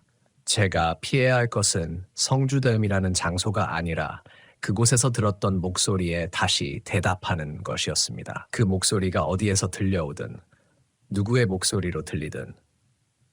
그리고 그날 밤 이후 지금까지 저는 한 번도 그 목소리에 대답하지 않았습니다. 아직도 가끔 라디오 잡음 사이로 제 이름이 들립니다. 아직도 비 오는 밤이면 뒷좌석에서 무언가 떨어지는 소리가 나는 것처럼 느껴집니다. 가끔은 아무도 없는 집 안에서 아버지가 저를 부르는 같은 순간도 있습니다. 하지만 저는 돌아보지 않습니다. 확인하지 않습니다. 그저 조용히 기다립니다. 그 소리가 사라질 때까지. 그리고 지금 이 이야기를 끝내면서도 한 가지는 분명히 말할 수 있습니다. 저는 그날 성주댐에서 무엇을 만났는지 모릅니다. 귀신이었는지, 사람의 장난이었는지, 제가 만들어낸 기억이었는지, 아니면 그 모든 것이 겹쳐진 것이었는지 알 수 없습니다. 하지만 제가 확실하게 아는 것 하나입니다. 사람이 가장 위험해지는 순간은 무서운 것을 봤을 때가 아니라 자신이 가장 믿고 싶은 것을 보고 있다고 생각할 때입니다. 저는 아버지를 그리워했습니다. 그래서 그 목소리를 믿고 싶었습니다. 그리고 바로 그 마음 때문에 문을 열 뻔했습니다. 그날 이후 저는 그 사실을 잊지 않았습니다. 그리운 목소리라고 해서 반드시 따라가야 하는 것은 아닙니다. 도움을 요청하는 것처럼 들린다고 해서 반드시 가까이 가야 하는 것도 아닙니다. 때로는 돌아보지 않는 것이 가장 현명한 선택입니다. 그리고 어떤 문은 열지 않은 채로 두는 것이 맞습니다. 지금도 제 방 한쪽 서랍에는 아버지의 수첩이 들어 있습니다. 다시는 펼치지 않겠다고 생각했지만 버리지도 못했습니다. 그 수첩을 볼 때마다 마지막 페이지가 떠오릅니다. 현수에게는 말하지 말 것.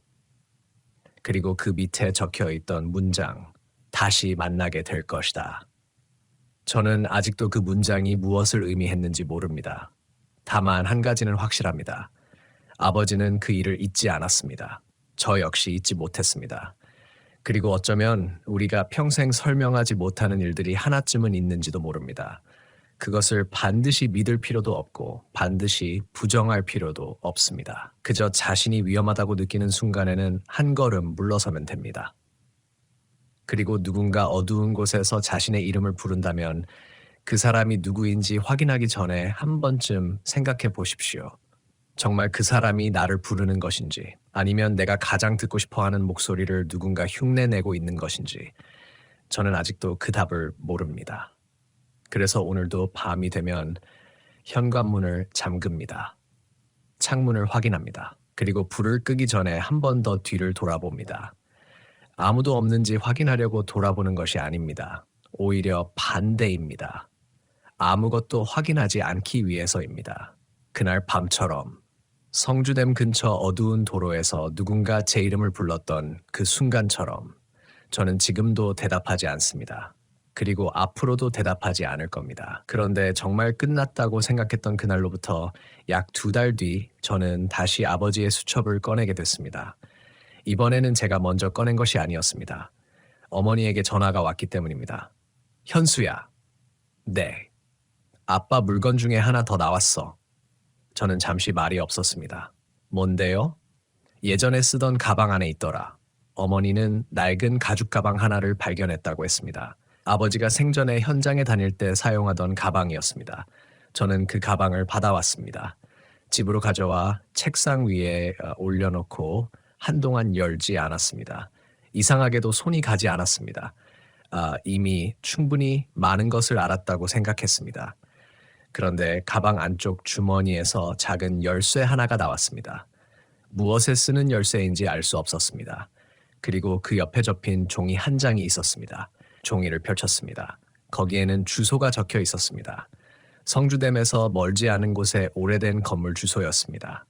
저는 그 주소를 보는 순간 가슴이 답답해졌습니다.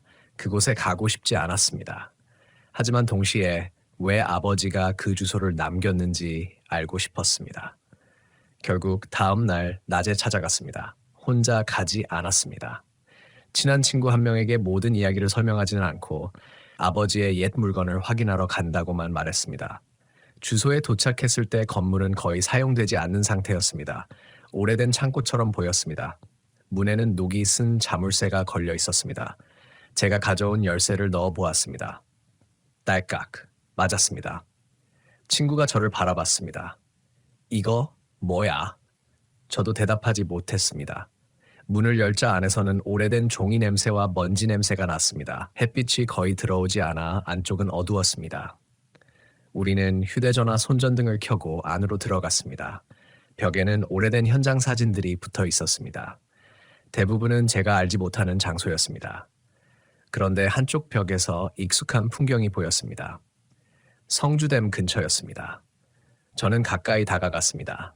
사진마다 날짜가 적혀 있었습니다. 10년 전, 15년 전, 그리고 더 오래된 사진도 있었습니다. 그런데 사진마다 이상한 공통점이 있었습니다. 어느 사진이든 멀리 사람이 한 명씩 찍혀 있었습니다. 검은 옷을 입은 남자였습니다. 저는 그 사진들을 바라보면서 점점 숨이 막히기 시작했습니다. 친구가 물었습니다. 이 사람 누구야? 몰라? 모른다고? 응. 그때 벽 가장 아래쪽에서 오래된 사진 한 장을 발견했습니다. 사진 뒷면에는 아버지의 글씨가 적혀 있었습니다. 처음 본 날. 저는 사진을 뒤집었습니다. 사진 속에는 젊은 아버지가 있었습니다. 그 옆에는 다른 사람들이 서 있었습니다. 그리고 조금 떨어진 곳에 검은 옷을 입은 남자가 있었습니다. 저는 사진을 자세히 들여다봤습니다. 그 남자의 얼굴은 흐릿했습니다. 그런데 이상하게도 한 가지가 보였습니다. 남자가 바라보고 있는 방향이었습니다. 사람들을 바라보는 것이 아니었습니다. 카메라를 바라보고 있었습니다. 정확히 사진을 찍고 있는 사람을 바라보고 있었습니다. 그리고 사진 오른쪽 아래에는 작은 글씨가 있었습니다. 대답하지 않았다. 저는 그 문장을 읽는 순간 아버지가 왜 살아계실 때 아무 말도 하지 않았는지 알 것 같았습니다. 아버지도 똑같은 선택을 했던 겁니다. 차를 세웠고 목소리를 들었고 자신을 부르는 존재를 봤고 하지만 대답하지 않았던 겁니다. 그런데 사진 아래쪽에 또 다른 문장이 적혀 있었습니다. 그래도 따라왔다. 저는 그 자리에서 사진을 내려놓았습니다. 그 순간 창고 안쪽에서 소리가 들렸습니다. 톡! 친구와 동시에 뒤를 돌아봤습니다. 아무것도 없었습니다. 다시 들렸습니다. 톡! 이번에는 창고 가장 안쪽에서 났습니다. 친구가 휴대전화 손전등을 그쪽으로 비췄습니다. 낡은 나무문 하나가 있었습니다. 그 문은 잠겨 있었습니다. 그런데 문 아래쪽으로 물이 조금 흘러나오고 있었습니다. 밖에는 비가 오지 않았습니다. 친구가 저를 바라봤습니다. 물이 왜 나오지? 저도 대답하지 못했습니다. 우리는 가까이 가지 않았습니다. 그때 문 안쪽에서 아주 작은 소리가 들렸습니다. 사람이 숨을 들이마시는 소리였습니다. 친구가 본능적으로 뒤로 물러났습니다. 저도 똑같이 물러났습니다. 그리고 그 순간 문 안쪽에서 제 목소리가 들렸습니다. 현수야. 친구가 저를 바라봤습니다. 저는 입을 열지 않았습니다. 현수야. 이번엔 더 선명했습니다. 친구가 아주 작은 목소리로 물었습니다. 너 방금 말했어? 저는 고개를 저었습니다. 그때 문 안쪽에서 다시 제 목소리가 들렸습니다. 나 여기 있어. 친구의 얼굴이 굳었습니다. 우리는 아무 말도 하지 않고 뒤로 물러났습니다. 그리고 그대로 창고를 나왔습니다. 문을 닫고 열쇠를 다시 잠갔습니다. 차에 올라탄 뒤에도 한동안 아무 말도 하지 않았습니다. 친구가 먼저 입을 열었습니다. 현수야. 나 이제 네 얘기 믿어. 저는 그 말에 대답하지 않았습니다. 사실 그 순간 이상하게 마음이 편해졌습니다. 누군가에게 믿어달라고 말하고 싶었던 것이 아니었습니다. 제가 겪은 일이 무엇인지 확인받고 싶었던 것도 아니었습니다. 그저 제가 미쳐가고 있는 것이 아니라는 사실 하나만으로도 충분했습니다. 그날 집으로 돌아온 뒤 저는 아버지의 수첩을 다시 펼쳤습니다. 마지막 페이지를 확인했습니다. 그런데 이번에는 새로운 글씨가 없었습니다. 대신 아버지가 남긴 아주 오래된 문장이 하나 있었습니다. 그동안 제가 보지 못했던 문장이었습니다. 사람은 죽은 사람을 두려워하지 않는다. 그 아래에 한 줄이 더 있었습니다. 자신이 그 사람을 얼마나 그리워하는지를 두려워한다. 저는 그 문장을 오래 바라봤습니다. 그리고 처음으로 눈물이 났습니다. 아버지가 왜 그 목소리를 따라가지 말라고 했는지 이제야 이해할 수 있었습니다. 그건 귀신에 대한 이야기가 아니었습니다. 자신의 마음에 대한 경고였습니다. 가장 사랑했던 사람을 다시 만나고 싶은 마음이 얼마나 강한지 그 마음 때문에 얼마나 쉽게 판단을 잃을 수 있는지를 말하고 있었던 겁니다. 저는 그날 수첩을 덮었습니다. 그리고 처음으로 아버지에게 하고 싶었던 말을 소리내어 했습니다. 아빠, 방 안에는 아무도 없었습니다. 나 이제 안 따라갈게. 대답은 없었습니다. 어떤 목소리가 들려도 안 따라갈게. 여전히 아무 소리도 없었습니다. 그런데 이상하게도 그날은 무섭지 않았습니다. 오히려 아주 오랫동안 마음속에 걸려있던 것이 조금 내려가는 느낌이었습니다. 그 뒤로 성주댐에서 있었던 일은 제 삶의 일부가 됐습니다. 완전히 잊지는 못했습니다. 하지만 더 이상 그 기억 때문에 밤을 두려워하지도 않았습니다. 지금도 성주댐 근처를 지나야 할 일이 생기면 낮에만 갑니다. 가능하면 혼자 가지 않습니다. 그리고 밤이 되면 차를 세우지 않습니다. 누군가 길가에 서 있더라도 밝은 곳에서 확인합니다. 차 밖으로 나가지 않습니다. 그리고 이름을 불러도 대답하지 않습니다. 그게 귀신 때문이라고 생각해서가 아닙니다. 사람이든 귀신이든 정체를 알 수 없는 존재에게 스스로 다가갈 이유가 없기 때문입니다. 그날 제가 살아서 집에 돌아올 수 있었던 것도 결국 아주 단순한 이유였습니다. 문을 열지 않았기 때문입니다. 돌아보지 않았기 때문입니다. 그리고 가장 그리운 목소리라고 해서 믿지 않았기 때문입니다. 몇 년이 지난 지금도 가끔 그날의 밤을 떠올립니다. 젖은 도로, 어두운 산, 차창에 흐르던 빗물, 그리고 뒷좌석에서 들렸던 작은 소리, 톡톡, 톡톡. 그때마다 저는 생각합니다. 만약 처음부터 귀신이라고 생각했다면 그렇게 쉽게 무서워하지 않았을지도 모릅니다. 오히려 제가 아는 사람의 목소리였기 때문에 더 위험했습니다. 아버지였기 때문에. 그리고 제가 그 목소리를 다시 듣고 싶었기 때문에. 그래서 지금 이 이야기를 들으시는 분들에게 제가 꼭 하고 싶은 말이 있다면 하나뿐입니다. 밤길에서 이상한 일을 겪었을 때 그것을 무조건 초자연적인 현상이라고 생각할 필요는 없습니다. 오히려 먼저 현실적인 위험을 생각해야 합니다. 낯선 사람이 부른다면 거리를 두십시오. 차량에 이상한 소리가 나면 밝고 안전한 장소에서 확인하십시오. 혼자 있는 곳에서 누군가 도움을 요청하더라도 즉시 어두운 곳으로 따라가지 마십시오. 그리고 자신이 판단하기 어려울 정도로 공포를 느낀다면 그곳에서 벗어나십시오. 그게 가장 중요합니다. 제가 겪은 것이 무엇이었는지는 아직도 모릅니다. 하지만 그것이 무엇이든 제 약점을 정확히 알고 있었습니다. 제가 가장 사랑했던 사람의 목소리를 이용했습니다. 그리고 제가 가장 듣고 싶었던 말을 했습니다. 현수야. 그 한마디면 충분했습니다. 저는 문을 열 뻔했습니다. 그래서 지금도 누군가 제 이름을 부르면 잠시 멈춰서 생각합니다. 정말 나를 부르는 사람이 맞나? 확신할 수 없다면 대답하지 않습니다. 확인하지 않습니다. 그냥 지나갑니다. 아마 앞으로도 그럴 겁니다. 아버지의 수첩은 아직도 제게 있습니다. 마지막으로 그 수첩을 펼친 날 이후 다시는 새로운 글씨가 나타나지 않았습니다. 그것만으로도 저는 충분하다고 생각합니다. 어쩌면 아버지가 정말 마지막으로 제게 남긴 것은 귀신에 대한 기록이 아니라 두려움 속에서도 자기 판단을 놓지 말라는 가르침이었을 겁니다. 그리고 그 생각을 하고 있으면 가끔 아주 이상하게도 마음이 따뜻해집니다. 그날 밤 성주댐 근처에서 누군가 제 이름을 불렀을 때 저는 처음에는 그 목소리를 따라가려고 했습니다. 하지만 마지막 순간에는 멈췄습니다. 어쩌면 그때 제가 들었던 낮은 목소리는 정말 아버지가 마지막으로 저를 지켜준 것이었을지도 모릅니다. 혹은 단순한 착각이었을지도 모릅니다. 저는 어느 쪽도 확신하지 않습니다. 다만 하나는 믿습니다. 사람이 떠난 뒤에도 그 사람이 남긴 경고와 사랑은 남을 수 있다는 것. 그리고 때로는 그 기억 하나가 우리가 문을 열지 않도록 붙잡아 줄 수도 있다는 것. 그래서 저는 이제 성주댐이라는 이름을 들을 때마다 두려움만 생각하지 않습니다. 아버지를 생각합니다. 그리고 그날 밤 제가 끝까지 지키지 못한 평온함 대신 지금은 조금 더 단단한 마음으로 그 기억을 바라봅니다. 다만 비가 많이 오는 밤 아무도 없는 길을 혼자 운전할 때 가끔 아주 희미하게 제 이름이 들리는 순간이 있습니다. 그럴 때면 저는 라디오를 끕니다. 창문을 닫습니다. 속도를 조금 줄입니다. 그리고 앞만 바라봅니다. 절대로 뒤를 보지 않습니다. 그 목소리가 누구인지 확인하지 않습니다. 왜냐하면 저는 이미 한 번 경험했기 때문입니다.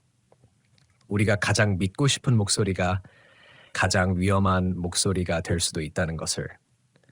그리고 그 사실을 기억하는 한 저는 다시는 그 목소리를 따라가지 않을 겁니다.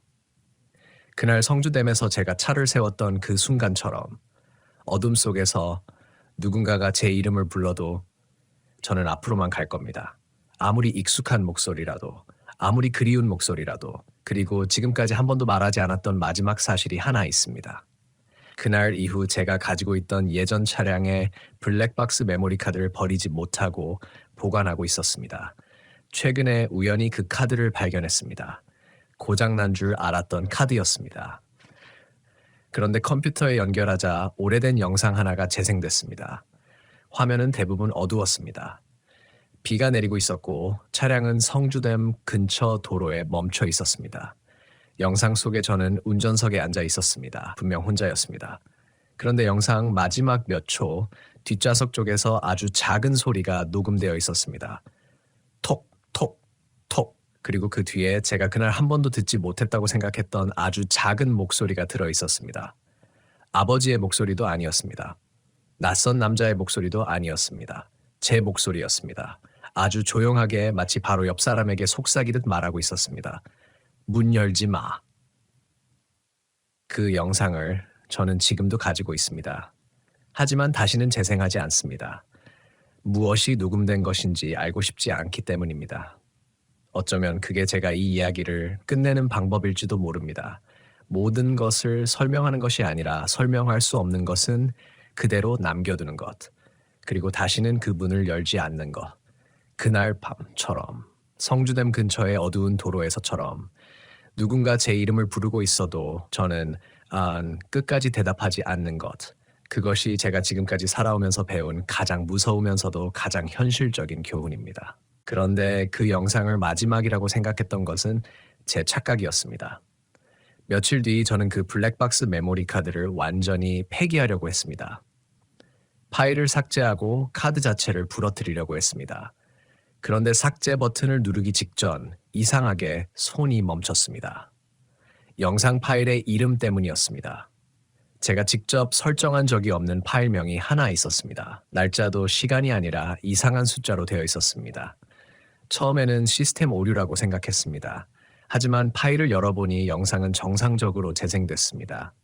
성주댐에서 제가 겪었던 바로 그날 밤의 영상이었습니다. 저는 이번에는 소리를 완전히 끄고 화면만 확인했습니다. 처음 몇 분은 아무것도 없었습니다. 비가 내리고 있었습니다. 와이퍼가 일정한 간격으로 움직이고 있었습니다. 제가 차를 세우는 모습이 보였습니다.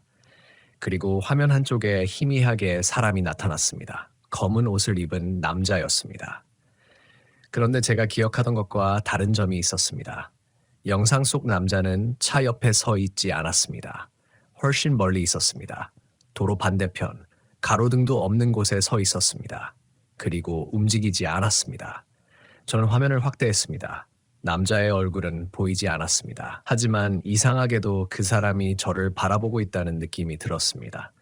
그때 영상 속에서 제가 차 문을 잠그는 모습이 나왔습니다. 그리고 몇 초 뒤 남자가 고개를 들었습니다. 천천히, 너무 천천히, 마치 카메라가 있는 위치를 정확히 알고 있는 사람처럼. 저는 영상을 멈췄습니다. 손바닥에 땀이 차 있었습니다. 그리고 다시 재생하지 않으려고 했습니다. 그런데 화면 아래쪽에 작은 움직임이 보였습니다. 저는 다시 재생했습니다. 남자가 있던 도로 반대편이 아니라 차량 뒤쪽이었습니다. 처음에는 빗물처럼 보였습니다. 하지만 자세히 보니 사람이었습니다. 한 명이 아니었습니다. 두 명이었습니다. 그리고 세 번째 사람이 있었습니다. 저는 화면을 몇 번이나 확인했습니다. 세 사람 모두 차 뒤쪽에 서 있었습니다. 그런데 이상한 것은 그 사람들이 도로 쪽을 바라보고 있는 게 아니었습니다. 모두 차 안을 바라보고 있었습니다.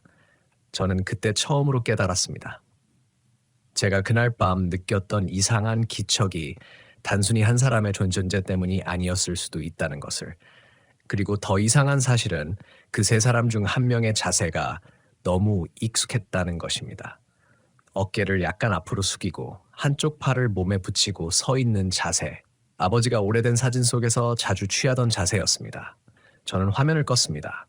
그날 이후 다시는 그 파일을 열지 않았습니다. 하지만 한 가지 질문은 계속 남았습니다. 왜 아버지는 성주댐 근처에서 같은 일을 겪었을까? 그리고 왜 저에게까지 이어졌을까? 저는 그 답을 찾으려고 하지 않았습니다. 어떤 질문은 답을 찾는 순간부터 더 위험해질 수 있다는 생각이 들었기 때문입니다. 그 후 몇 년 동안 아무 일도 없었습니다. 저는 결혼했고 직장을 옮겼고 평범한 생활을 했습니다. 아버지의 수첩도 그대로 보관했습니다. 가끔 그 수첩을 꺼내볼 때가 있었지만 마지막 페이지는 펼치지 않았습니다. 그러던 어느 겨울 저녁이었습니다. 어머니가 전화를 했습니다. 현수야. 네. 아빠 사진 정리하다가 이상한 게 하나 나왔어.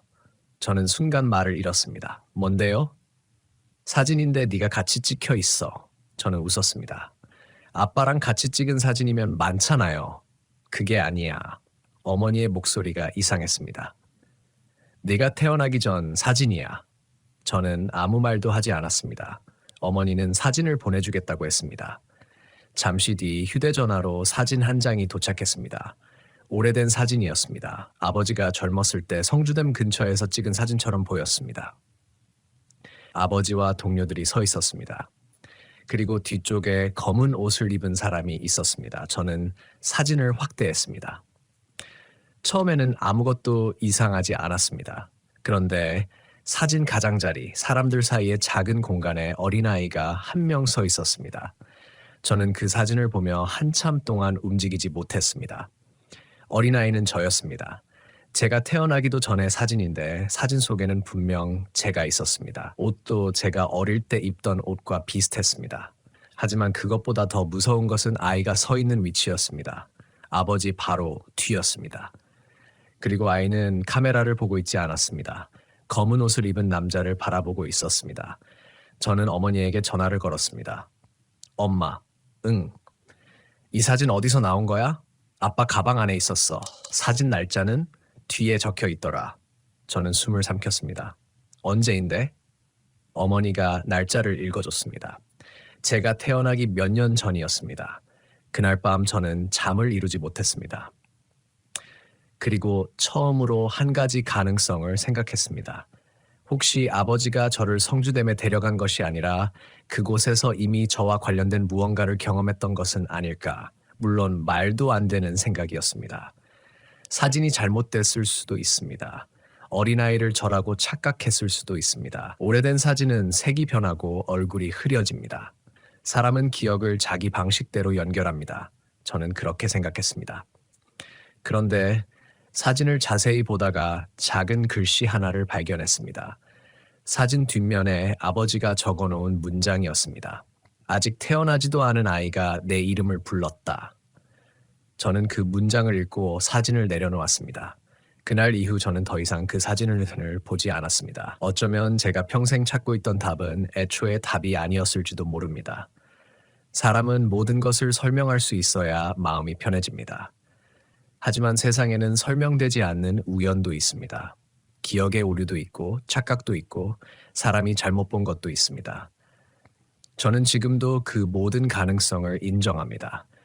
그래서 제가 겪은 일을 다른 사람에게 사실이라고 강요하지 않습니다. 제가 만난 것이 귀신이었다고 단정하지도 않습니다. 다만 제가 직접 경험한 것과 아버지가 남긴 기록 그리고 그날의 사진까지 이 모든 것이 한꺼번에 겹쳤다는 사실은 여전히 제게 남아 있습니다. 그래서 저는 성주댐을 떠올릴 때마다 두 가지 감정을 동시에 느낍니다. 두려움과 그리움입니다. 그리고 이상하게도 시간이 지나면서 두려움보다 그리움이 조금 더 커졌습니다. 아버지가 남긴 마지막 경고 때문인지도 모릅니다. 어쩌면 그날 밤 제가 들었던 목소리 중 하나는 정말 아버지였을 수도 있습니다. 그렇다면 아버지는 저를 부른 것이 아니라 저를 막았던 것일지도 모릅니다. 현수야, 문 열지 마. 뒤돌아보지 마. 그날 제가 들었던 목소리의 의미가 조금씩 달라지기 시작했습니다. 처음에는 누군가 저를 유인한다고 생각했습니다. 하지만 어쩌면 그중 하나는 저를 보호하려 했을지도 모릅니다. 저는 그걸 확인할 수 없습니다. 그래서 그냥 그렇게 믿기로 했습니다. 그 믿음이 제가 살아가는 데 도움이 되기 때문입니다. 그리고 지금도 비 오는 밤이면 가끔 창문을 닫다가 밖을 봅니다. 어두운 골목, 젖은 아스팔트, 멀리 지나가는 자동차 불빛, 아무것도 없습니다. 그럴 때 저는 아주 잠깐 생각합니다. 만약 그날 제가 문을 열었다면 어떻게 됐을까? 만약 제가 차에서 내렸다면, 만약 아버지의 목소리라고 믿고 따라갔다면 그 뒤에 무엇이 있었을까? 저는 그 답을 알고 싶지 않습니다. 모르는 채로 살아가는 편이 훨씬 낫습니다. 그래서 성주댐 근처에서 겪던 그 밤을 제 인생의 가장 무서운 밤이라고 말하지 않습니다. 오히려 가장 많이 배운 밤이라고 생각합니다. 사람은 자신이 두려워하는 것보다 자신이 사랑하는 것 때문에 더 쉽게 흔들릴 수 있다는 것을 배웠습니다. 그리고 아무리 그리운 목소리라도 그 목소리를 따라가는 것이 반드시 사랑을 확인하는 방법은 아니라는 것도 알게 됐습니다. 아버지는 떠났습니다. 하지만 제가 그날 문을 열지 않았던 이유는 어쩌면 아버지가 평생 가르쳐준 방식대로 행동했기 때문일 겁니다. 위험하면 멈출 것. 모르는 사람을 따라가지 않을 것, 밤길에서 이상한 일이 생기면 안전한 곳으로 갈 것, 그리고 무엇보다 자신의 판단을 끝까지 믿을 것. 그게 제가 지금도 기억하는 아버지의 모습입니다. 그래서 저는 이제 성주댐 이야기를 누군가에게 들려줄 때 귀신 이야기를 하려고 하지 않습니다. 그날 제가 얼마나 무서웠는지, 무엇을 봤는지, 무슨 소리를 들었는지만 이야기합니다. 판단은 듣는 사람의 몫입니다. 누군가는 모두 착각이라고 할 겁니다. 누군가는 실제로 이상한 존재였다고 할 겁니다. 저는 어느 쪽도 반박하지 않습니다. 다만 한 가지는 확실히 말할 수 있습니다. 그날 밤 저는 혼자라고 생각했습니다. 하지만 지금 돌이켜보면 제가 정말 혼자였는지는 아직도 모르겠습니다. 그리고 그것이 제가 이 이야기를 완전히 끝내지 못하는 이유입니다. 아직도 비가 오는 밤, 멀리서 누군가 제 이름을 부르는 것처럼 들릴 때가 있습니다. 그럴 때면 저는 잠시 숨을 멈춥니다. 하지만 이제는 대답하지 않습니다. 그냥 가만히 있습니다. 그리고 속으로 아버지가 예전에 제게 했던 말을 떠올립니다. 밤길에서는 사람 목소리를 따라가지 마라. 그 말을 떠올리고 나면 조금 괜찮아집니다. 그리고 다시 평범한 하루로 돌아갑니다. 아마 앞으로도 그렇게 살아갈 겁니다. 성주댐의 그 밤을 완전히 잊지는 못하겠지만 그 기억이 제 삶을 지배하게 두지도 않을 겁니다. 어둠 속에서 들려오는 모든 목소리에 의미를 부여하지도 않을 겁니다. 다만 한 가지 원칙만은 지키려고 합니다. 확인할 수 없는 것은 확인하려고 하지 않는 것. 위험하다고 느껴지는 곳에서는 물러나는 것. 그리고 무엇보다 내가 가장 듣고 싶어 하는 목소리일수록 한 번 더 의심하는 것. 그게 제가 그날 밤 살아서 돌아온 뒤 배운 가장 현실적인 교훈입니다. 그리고 혹시 언젠가 성주댐 근처를 밤에 지나게 되는 분이 있다면 저는 아무것도 믿으라고 말하지 않겠습니다. 귀신 이야기를 믿을 필요도 없습니다. 다만 어두운 길에서 누군가 갑자기 이름을 부른다면 차를 세우기 전에 한번 생각해 보셨으면 합니다. 정말 도움이 필요한 사람이 있는 것인지, 아니면 내가 가장 믿고 싶은 목소리가 들리는 것인지, 그리고 확신할 수 없다면 그냥 지나가십시오. 저처럼 끝까지 뒤돌아보지 말고 대답하지 말고 밝은 곳까지 가십시오. 저는 지금도 그렇게 합니다. 그리고 아마 평생 그렇게 할 겁니다. 왜냐하면 저는 이미 한 번 아버지의 목소리를 따라갈 뻔했으니까요. 그날 밤 성주댐의 어둠 속에서, 그리고 지금도 가끔, 아주 가끔 누군가 제 이름을 부릅니다. 하지만 이번에는 저는 압니다. 그 목소리가 누구인지 확인할 필요가 없다는 것을.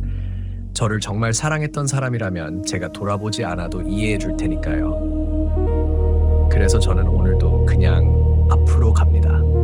대답하지 않고 뒤돌아보지 않고 제가 선택한 길을 따라. 그날 밤 아버지가 제게 남겨준 마지막 경고를 기억하면서